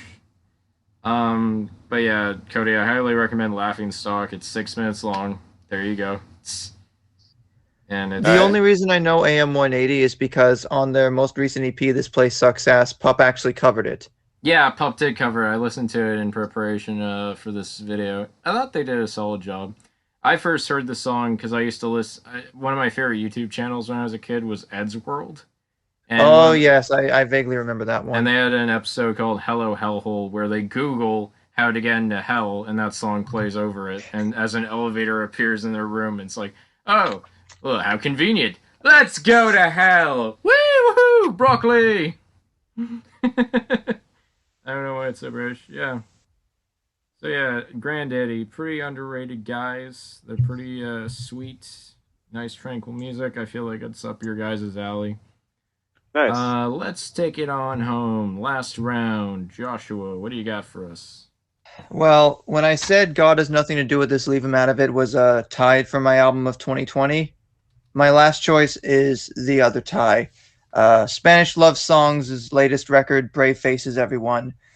This record came out 1 month before COVID-19 sort of changed all of our lives and impacted how we sort of look at social interaction and our world. And at the time, I was working as a bank teller and I had been since October of the previous year at the branch near my house. And once this record came out, like, it just fucking wrecked me. It made me realize that I don't give a fuck about what I'm doing anymore. Like, if I want to get out there and actually do what I want to do in the world to try and put some good back into it, like, I really need to start now, because like it's just sort of, it really sinks into that late 20s feeling of really having no idea what direction you're supposed to be taking in life, but also sort of acknowledging that, you know, it's okay that you feel that way, because everyone feels that way. Like, from the literal first line on the opening track, Routine Pain, on any given day, I'm a 6 of 10. Bed to desk to bar, eyes on the floor. Just those two lines, not even a year ago, like, that was a lot of my mindset. You know, you're not doing too bad, but you're not doing great either, and you're just kind of going through the motions. And, you know, on the second track, like the chorus on Self-Destruction is a sensible career choice. You know, it won't be this bleak forever, with like the leather bunch stuff, like being, yeah, right. Like, it's always adding that sarcastic, like, things won't suck forever. Yeah, sure they won't. There's always that like sarcasm bubbling underneath. And I think Cody might like one of the more melodic songs on here. Well, there is a lot of dark subject matter. I think one of my favorite songs for just the sort of message of hope it tries to portray, but also the catchiness of it, is I would say Losers 2. You know, that chorus of, don't you know you were born to die poor, man? Don't you know that you're going to do yourself in, and you'll always wake up tired because there's nowhere we go from here. Just, it's sinking in that, like, when you're a frontline, when you're working retailer, you have to go to an actual physical place during a pandemic to work. Like, you just really sort of feel like this is the best I'm going to get, and I should accept that. But I think you would really enjoy the song. You know, Dylan Slocum, the main songwriter and the singer for this band, he just puts a lot of emotion and really just pure honesty into everything he sings. And Lyle, I think you would really enjoy Generation Loss. It's one of the most hard-hitting songs on the record, and just the feeling of, you know, especially once this record basically became a lot of people's approaches to life, like how they're feeling once the pandemic hit. That chorus of, because we're just so fucking tired of explaining ourselves. We throw a pill down our throats or ourselves into the ocean. And I found out this next couplet because I found out a classmate of mine that I went to college with for radio passed away back in August. And I had no idea until last week. In line, because half our friends are dead, the other half are depressed. In this budget rate life, the borderline's looking thin. Like, to think of us people I know that have lost family members to COVID, that have been out of work or are still trying to find work or having to get into new industries because their old jobs are closed, whether they were like bartending or working in restaurants or all this stuff. Just that Generation Lost sums up a lot of the themes of this record and why I feel like it is something that everyone needs to hear. Like, I don't say this is album of the decade so early into a new decade, but don't be surprised if in less than 5 years from now, a lot of other people are going to be holding this up as a cornerstone of the sort of alternative rock leaning, bordering on emo. And when I talk emo, I'm talking like 90s emo, like Sunny Day Real Estate, maybe a little bit of, at times, the indie of Built to Spill, and just, it's fucking something else. I was going to say, like, I'm listening to you describe this album, and it just sounds like 2020 in a nutshell. It became that, yeah. I mean, there's a track on here towards the end, Dolores, which is essentially about what, like, you know, the aftermath of a school shooting would look like, and just sort of the like the emotional gamut of stuff there. Beachfront Property and also Losers 2 kind of dives into, the singer's family having lost their home in the recession in '08, and Kick, which is about a guy whose dad's a pastor, but he's a heroin addict at the same time, and just the complete contradiction of faith versus addiction. And just, it sounds depressing, and it sounds like a rough listen, but it's one of the most cathartic things I had listened to all last year, and it was what got me through a lot of those really rough weeks where it kind of felt like I was really putting my life on the line a lot, just not only because of the nature of my job at times, but just because like a lot of other people I knew were working from home all the time, and you didn't really get to have the privilege of, being able to put other things on standby in the meantime. And a lot of the sort of those feelings of, I guess, self-accomplishment, or at least self-doubt that I had, when you actually are able to move out of your house, when you were never really sure if you were going to do that at any point in time in the near future, like, I was so relieved to be in a place where, like, I have some sense of independence, and this album is kind of the soundtrack to that. One last couplet I often go back to with this is on optimism as a radical life choice. In the chorus, "Don't take me out back and shoot me. I know my circuits are faulty. Now I've only ever been a kid pointing out dead dogs on the road." Just that whole, like, knowing that you don't want people to give up on you because you're weird, or they think you're weird or different, and just hoping that they stick with you and ride out whatever difficult periods in your life that you're having, but just don't give up on people. I gotta listen to this. I think this is like definitely up my alley. I want to listen to this too.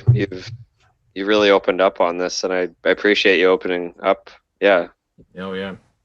At times it's been a kind of like rough year, just because like when I finally was no longer at that position, I just felt a huge weight off my shoulders, because now I can have some semblance of working from home, like how the other half has been able to do things. Well, I use that term very loosely because I know in our friend group in particular, I don't exactly know how many people can work remotely, but like this was the soundtrack to a lot of my walks to and from work. I have this on vinyl. I've put it on. It still rings just as true. And even to bring it full circle to the outro of Routine Pain, have you ever felt lower than everyone else? I'm feeling lower than anyone else because everything's lower than everything else. I want to see how much lower I can go. I wasn't sure. You're never really sure at this point, because at the time of recording, I'm going to be 29 in just over a month. And the fact that your 20s are supposed to be where you're finding yourself, you're figuring out what it is you want to do with the rest of your life. And frankly, I still don't fucking know. I still don't. But at least this record gives me the hope that even if I spend my entire 20s never knowing what it is I'm going to do, that's fine. Yeah.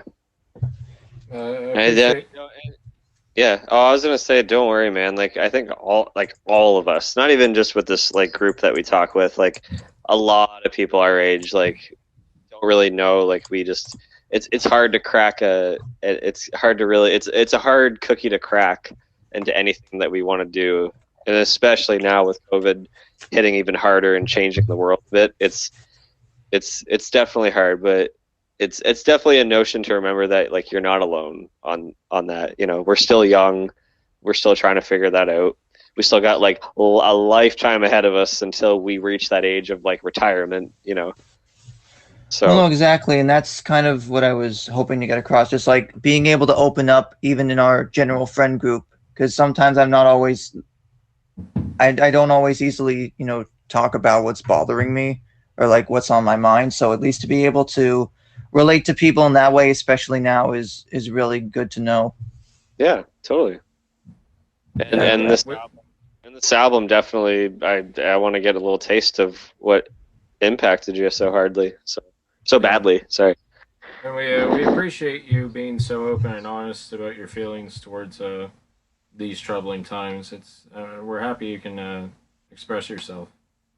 Yeah, well, I'm glad you guys gave me the platform for that. Unfortunately, we're not going to end this on that much of a downer, but if there is one, well, I gave 2 records from 2020, but if there is one record that impacted me in such an important and significant way that everyone listening to this needs to hear, it's Brave Faces, everyone. All right. A lot of people in the reviewing community I'm in put this as their album of the year last year, but it was one of those things where like you could see a band was on the verge of blowing up, and even without touring behind this really for like outside of the first month or so to get behind this, I have a really good feeling Spanish love songs are only gonna get bigger from here thanks to this. Very good. Very good. I'm sold. Yeah, long and the short of it, fuck 2020.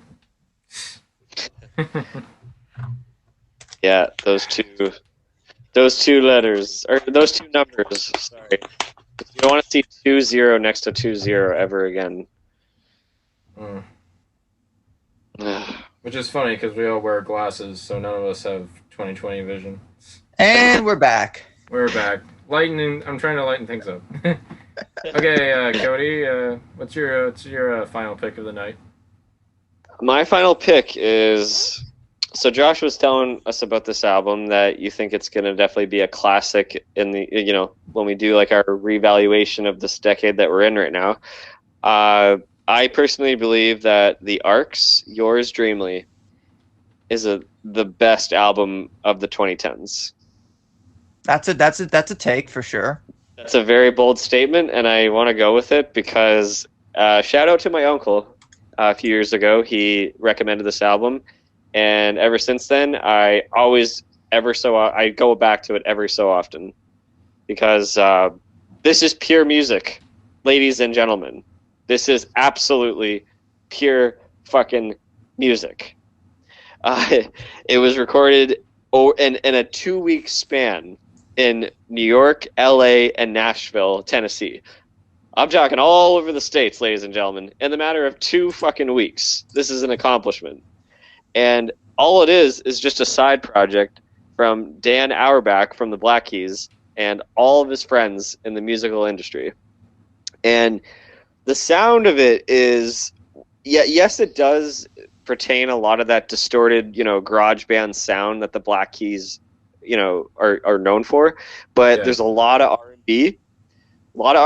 There's a lot of soul. There's a lot of psychedelic elements, and it's such timeless tracks in this album. It's almost too like I can name drop like almost all of them, but like there's some songs where I question like how the hell was this song from our era?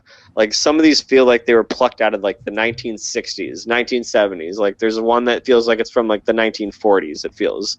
It's just there's something about it that resonates so nice. It's just a very nice like love letter to all the music that they were inspired by. The tracks I would probably like it's hard to pick my favorite, to be honest, but just as a safe bet, I would probably go with Put a Flower in Your Pocket.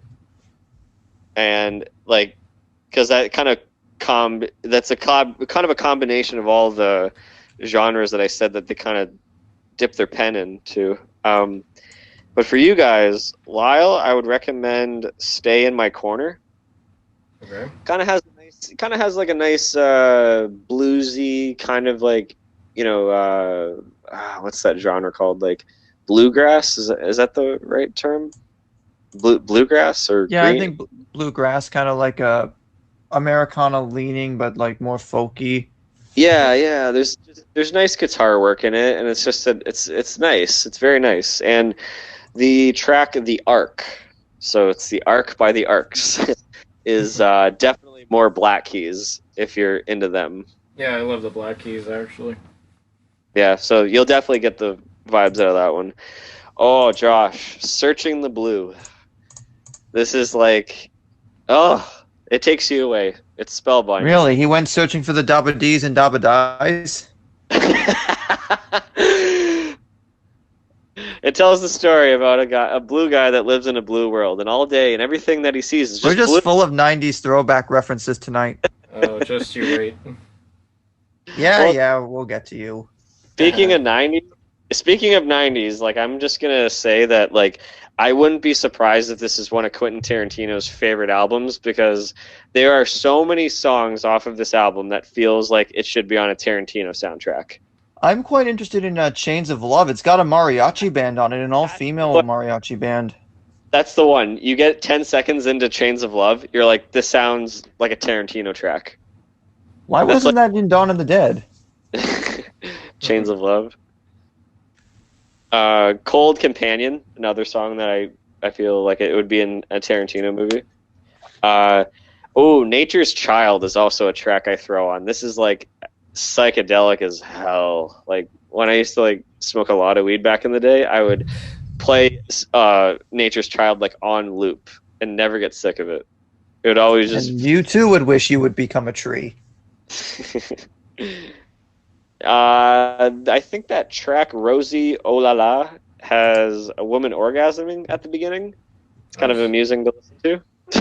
Yes, not the first time I've heard that sample. Hello, Pretty Reckless. Amusing, huh?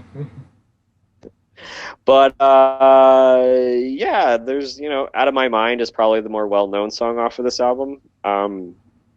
Yeah, I'm pretty short and simple and sweet with this. It's a masterpiece. Like I can't get sick of this. Yeah, when I was Can't actually be any worse than the last few Black Keys records. I can't remember. I'm always bad with the names of their title of the names of their albums, but you remember Fever? No, I don't think I heard that one yet. It was the one that has the van. El Camino. El Camino. Yeah, El Camino. Yeah, that's probably the one I like. Yeah. Well, I don't know. I'd argue Attack and Release was their really big one, but then with Brothers in 2010, that's when they blew up. Yeah, Brothers. That's the one. El Camino was the last Black Keys record I like a good chunk of, but that period in between, and this is a side tangent, I think from Thick Freakness through to Brothers, El Camino. So for that period, a lot of the records were consistently good. My favorite Black Keys song so many times has to be 10 a.m. Automatic. Oh, that's a good song to bang too. Yeah. Love that one. First heard it in a baseball video game of all places, but I still don't know why that doesn't get a lot of love because I think all the stuff from when they started working with Danger Mouse onwards, I can't say I care for a lot of it, especially when Turn Blue and Let's Rock. I didn't even really, other than Fever, because it was in Rock Band 4, I did not listen to a single thing from either of those. Neither did but I. Cody has convinced me to try and give this the Arcs record a chance, especially since a lot of some really good contributions from the late Richard Swift, who was a really good singer-songwriter. Worked with some great. He produced for Foxygen, some work for Born Ruffians before he passed. Mm-hmm. A lot of good stuff there.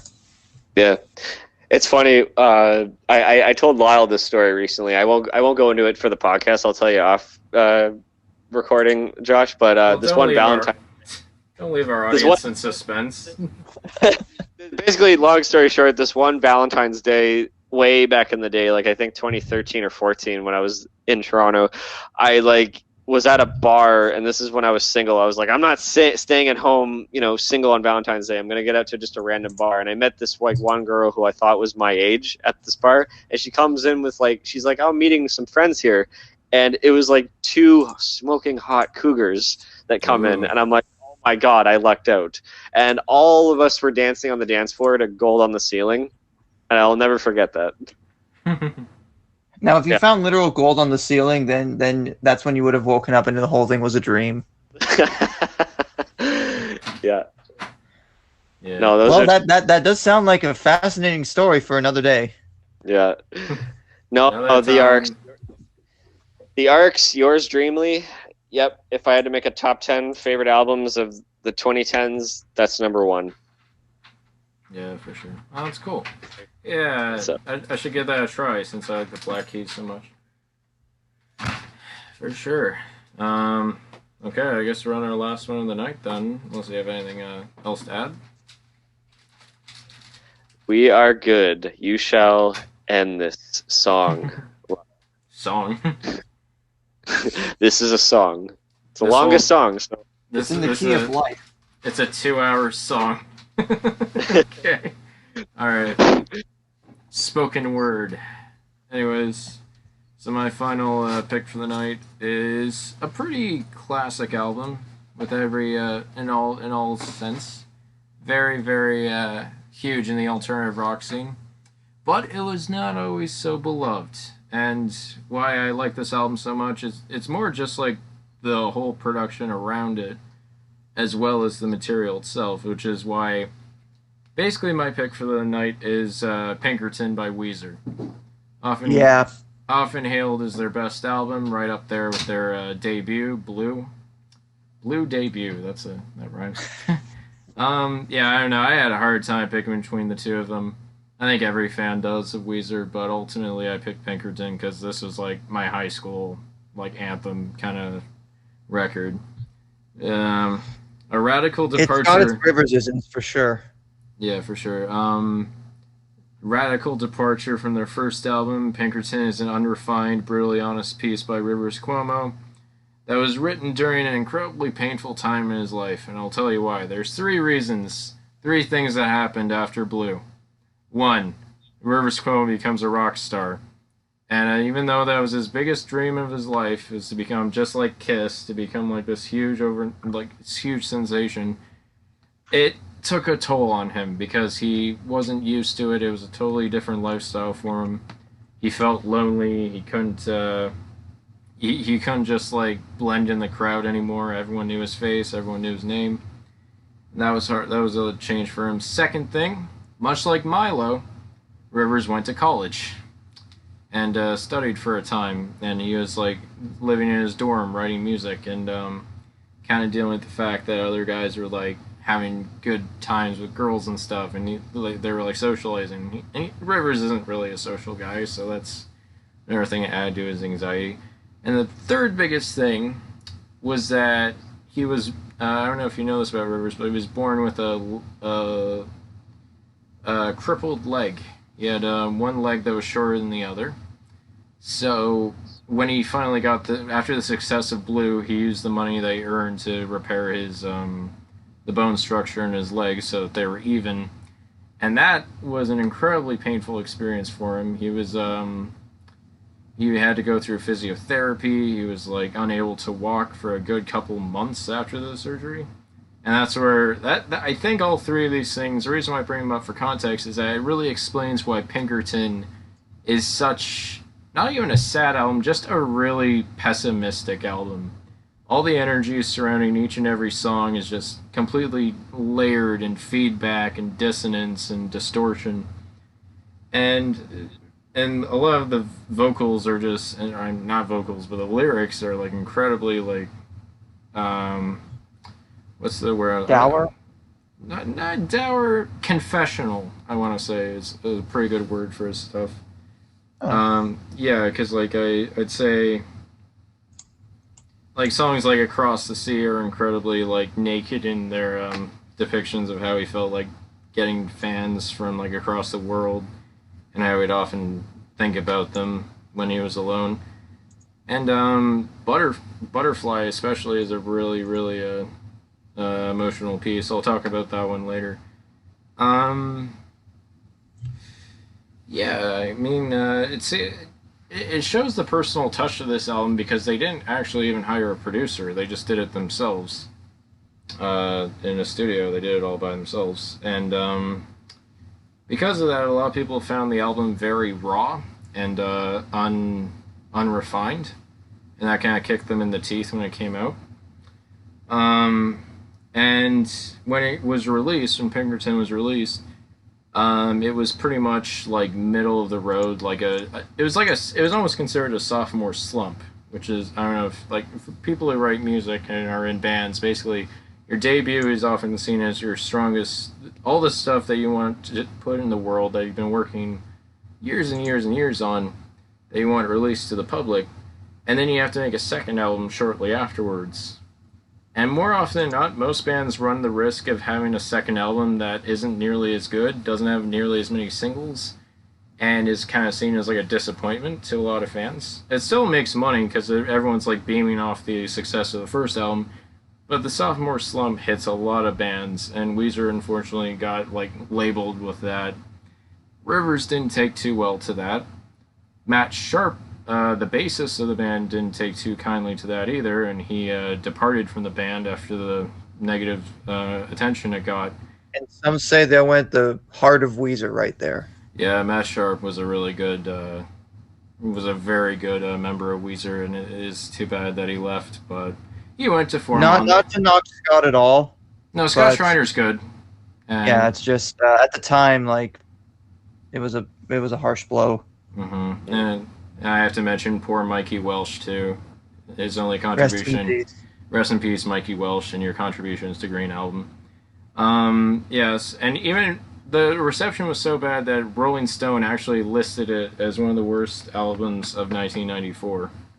Oh. Which is pretty harsh, honestly. But Rivers got into a really deep depression. He felt very embarrassed because he put so much of his personality into the album that when he started writing for Green, he buried himself in his room, he locked himself in, he painted everything, all the walls, even the windows black, and he just wrote like hours upon hours of material, and he just picked as many songs as he could that he thought audiences would like. He wanted to be liked. He no longer wanted to like write from the heart. Because he was so hurt by his experience at Pinkerton. So, sorry. Go ahead. I just want to kind of like bring this up to a bit more of a positive note. Thank Godfully, people started over the period of about 10, 15 years. They really started to listen to Pinkerton more, and they really started to appreciate it. And word of mouth, internet forums, reevaluation really did this album a great service, because eventually people started to really adore this album. They thought it was very moving. They thought it was very like deep and like it was like an intense, almost character study of someone like Rivers Cuomo. They thought there was a lot of things that he didn't do previously or even much afterwards that. Because, like, Weezer is kind of like U2, and then it has a lot of peaks and valleys, and they're getting into a bit of a renaissance now, but at the time, this is when they were just starting out, and no one really knew what they were about. And, like, yeah, if you look at the reviews that came out at the time that were kind of mixed, and the reviews that came out, like, afterwards, it's like night and day, because now it's, like, considered almost like a perfect album. Like, 10 out of 10s and 9 out of 10s galore.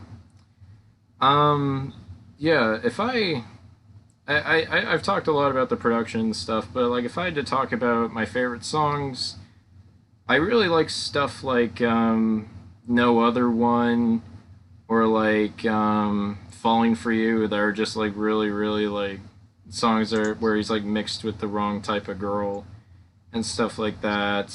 Another song I really like is the final track, Butterfly. I have a very personal story about that song.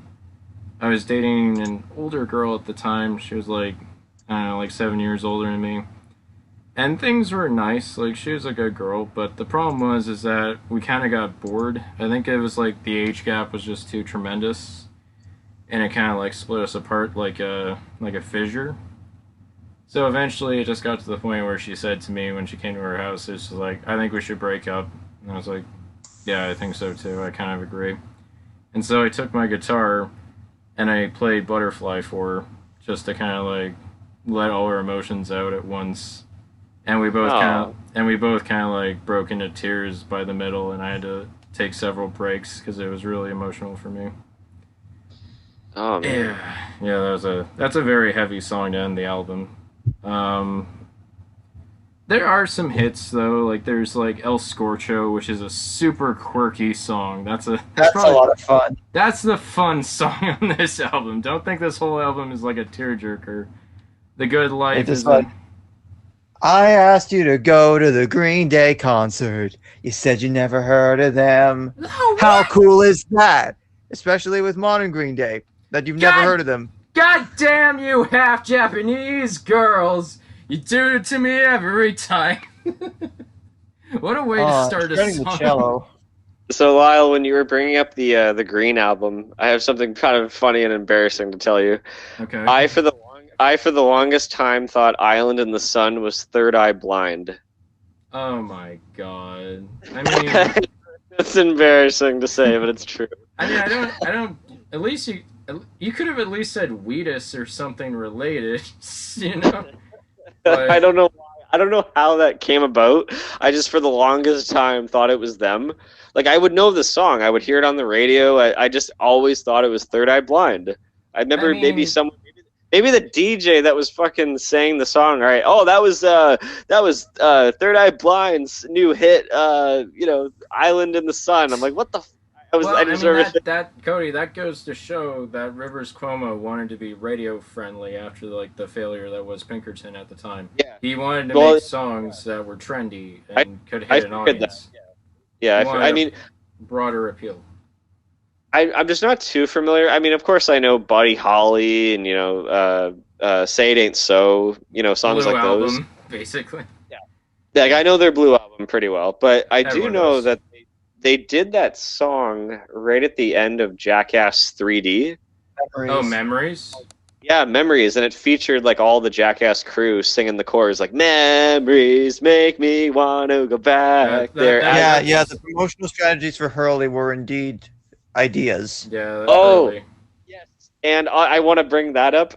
Since I'm one of the biggest Lost fans of all time, I approve on that fucking album cover because I died laughing when I was like, again when Jorge Garcia was a thing.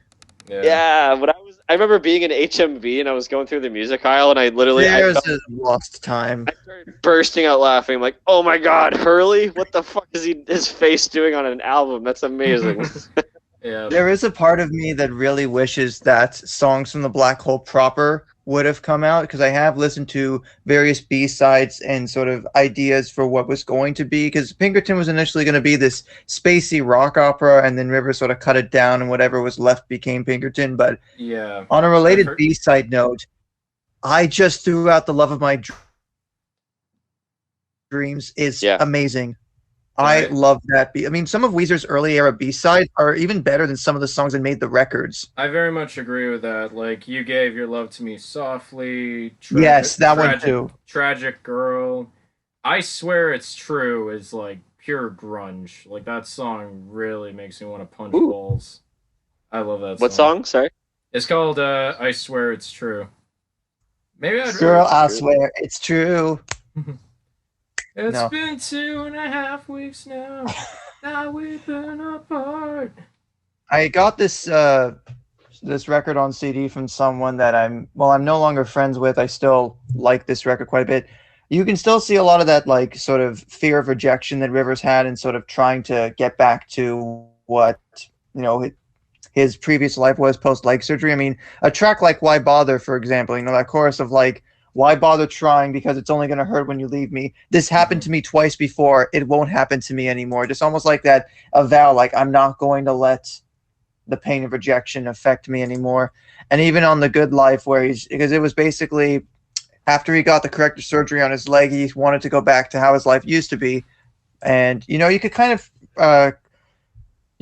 look at it as like, trying to get back in the swing of things. In some ways, I also really like the How Tired of Sex starts off. Just like basically, he doesn't really want to just keep hooking up with random women. He wants actual commitment. Yeah. Sorry, I don't know if you guys said it, but is Hurley an actual like good album? Or? It's all right. It has its moments. It actually has one of my favorite Weezer deep cuts, Trainwrecks. That's a really good one. It's definitely latter career Weezer. Like when they started going into internet culture and stuff like that. Like anything post Red album, it's kind of like that. It's fun. Yeah. Ruling Me and Trainwrecks are good from that, but again, we're getting in once the 2010s hit, Weezer, when Lyle said there are peaks and valleys, it felt like after a certain point, it was literally just good, bad, good, bad. Everything Will Be All Right in the End is sort of like their comeback record in the mid 2010s That's an that a excellent lot of people album. enjoyed at the time. I think it holds up mostly well, not all of it, but it was in the right direction. White Album, I'm kind of mixed on. I like some of it, but maybe, at least for me, it might be a little too sunny, but I like some of it. Pacific Daydream, not good. Teal No. Album, a covers album to distract from how lackluster Black Album was. I've heard lots of good things about OK Human. I haven't listened to it yet, but maybe I will. And Van Weezer was delayed a year, even though it was basically already done. But I've heard the end of the game, and that if the album is a lot like that, then I might like it. But Yeah. Pinkerton itself is still just like that's sort of the peak of the original era of what the band was. Even a song like Pink Triangles kind of got a funny, a quote unquote funny conclusion, but probably not super ideal. You think you have feelings for someone and they turn out to prefer the same gender. Yeah. So, How dumb. but apparently it's been used in a lot of TikToks lately. Oh really? I don't quite I know. never use TikTok, so I don't know. That's a goofy song though, like Pink Triangle, but it has a Yeah, some of really it's goofy, but much like Milo Goes to College, some of it doesn't age super well. well, I I actually mean, really. Oh, go ahead. like even stuff like Across the Sea, where he's thinking about like a girl. Yeah, that Kind of, one line in the second verse, I'm like, and ladies and gentlemen, we now know this is where Rivers Cuomo's preferences first made themselves apparent. I'm about to ruin this whole man's career. Yeah. No, like it was just more like the thing that kind of comes up in some future Weezer songs. Get You also. Get You's chorus is really bad. Get You, Get You. Uh-huh. Uh-huh. Yeah. I got If there's oh, sorry. I was just about to say, I don't know if there's like a review for Hurley, but I would love if there's actually like a positive album, or sorry, a positive review for Hurley that just says, dude. Because that was Hurley's quote from Lost. Okay. You can tell That none was of us have ever heard of Lost. But yeah. I know. It's this generation's asking more questions than it's ever going to answer, and so you never really get fully satisfied from an episode. That's kind of why I don't want to watch it, to be honest. But I disagree wholeheartedly, and maybe I should make my own podcast one day to deep dive into it. You could call it Lost and Found if someone hasn't already taken the name. Yes, you know what? I will go with that. All right, and I will give all royalties and credit to you, Josh. Wow. dang it. How little that will be. Now, Cody, I take it you haven't listened to Pinkerton very much, have you? No, not really. To be honest, I'm not too big on Weezer, to be honest. And you might disagree with me when I say this statement, but like I kind of put him in that category with like Green Day, where it's like, yeah, they're fine. I respect them for who they are, that kind of 90s alternative, but I just wasn't really into that particular sound. It's kind of funny you mentioned Green Day since they had that epic tour with Fall Out Boy planned. But, oh no! The cough virus came and ruined everything. Again, No. all those acts' most recent records have been very middling to disappointing. Agreed. Although, as we're recording this, Green Day put out a new song a week or two ago that sounds like it could be something, but apparently they're not on Warner anymore, so I don't know. Again, this same friend that I got Pinkerton from really likes Green Day, and to the point where I'm just kind of like, I don't really think I like much of their stuff anymore beyond, like, 21st Century Breakdown. I didn't like the trilogy anyways, but like it is an off thing. You know, when you have that friend that likes something so much, it kind of kills your enjoyment of it. Yes. Yeah. I won't name people, but yes, I do know people that kill certain properties for me. Yeah, I was going to say earlier, though, I think you should definitely at least give El Scorcho a try, Cody, just because in the bridge, that tempo change when it gets fast, how stupid is it? I can't talk about it. I got to sing about it and take a record of my heart. And the little the guitar solo in the bridge where you hear those little like falsetto parts.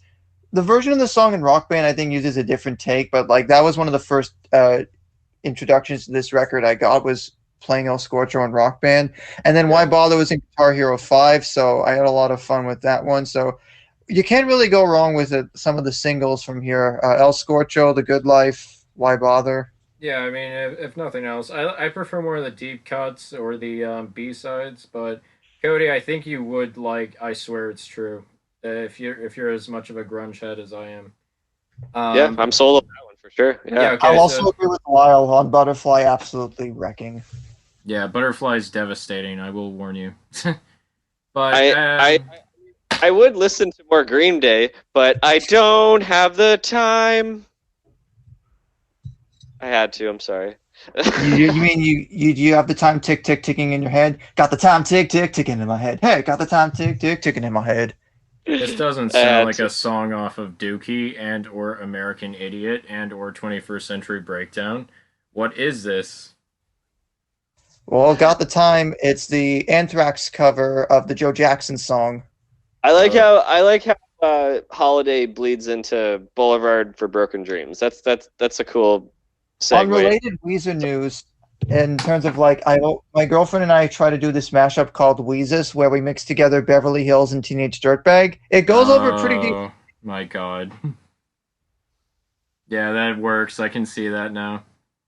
Because at first I thought, now I'm imagining the singer for Weezus covering Island in the Sun. Well, it's kind of funny because like Weezer covered a Toto song, and then Toto covered a Weezer song. I'm surprised they didn't do that. And then their Africa cover became a meme. I feel like Weezer did Teenage Dirtbag live once. I could be wrong about that. Oh, well, I'm surprised that didn't even show up on the Teal album. I mean, I know it is basically cover to cover, like a Weezer imitation kind of song, but like they could really nail that song, and then we just could be like, "Hey, our influences noticed us." But I don't know. I didn't write the Teal album. I'm curious to see if any of you guys have checked out any of the Alone series of like Rivers demos and stuff. No, I don't think not all of them, but yeah, I have heard all of their other pieces. I do pay attention to their B-sides, but there is a huge backlog of stuff that is kind of just in his like recording studio and stuff. Do you think if they make another Teal album, they're gonna call it Turquoise? They're running out of colors for this self-titled. Like, it would be fitting if the very last thing they ever do is, I don't know, just an untitled, because it's like a way of acknowledging, like, yeah, we finally ran out of colors.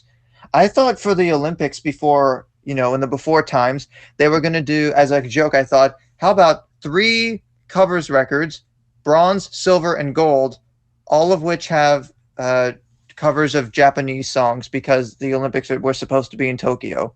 Weezer does like Japan, so I don't know. Yeah, maybe their final album will just be called Rainbow or something. I don't know. Kesha already beat them to the punch on that. God damn it. And it's a good record, too. Well, and Radiohead, too, like in Rainbows. I don't know. Oh, yes. And Rainbows. That's a great album. Well, talk about it later. Keep it in the backlog of your mind as we do another volume sometime. With that, I think... Yeah, I hope there's endless volumes. Mm-hmm. Endless, nameless, titleless, volumeless, and so on and so forth. I'll get James Gunn on the phone. Anyways, we've had fun tonight, everybody. It's been great doing this again. Josh, I'm very happy to have you join us. I look forward to doing more in the future. This is really fun to do. Thank you everyone for joining us. This has been another episode of So to Speak. I hope you enjoyed it. Good night, everybody. And listen responsibly.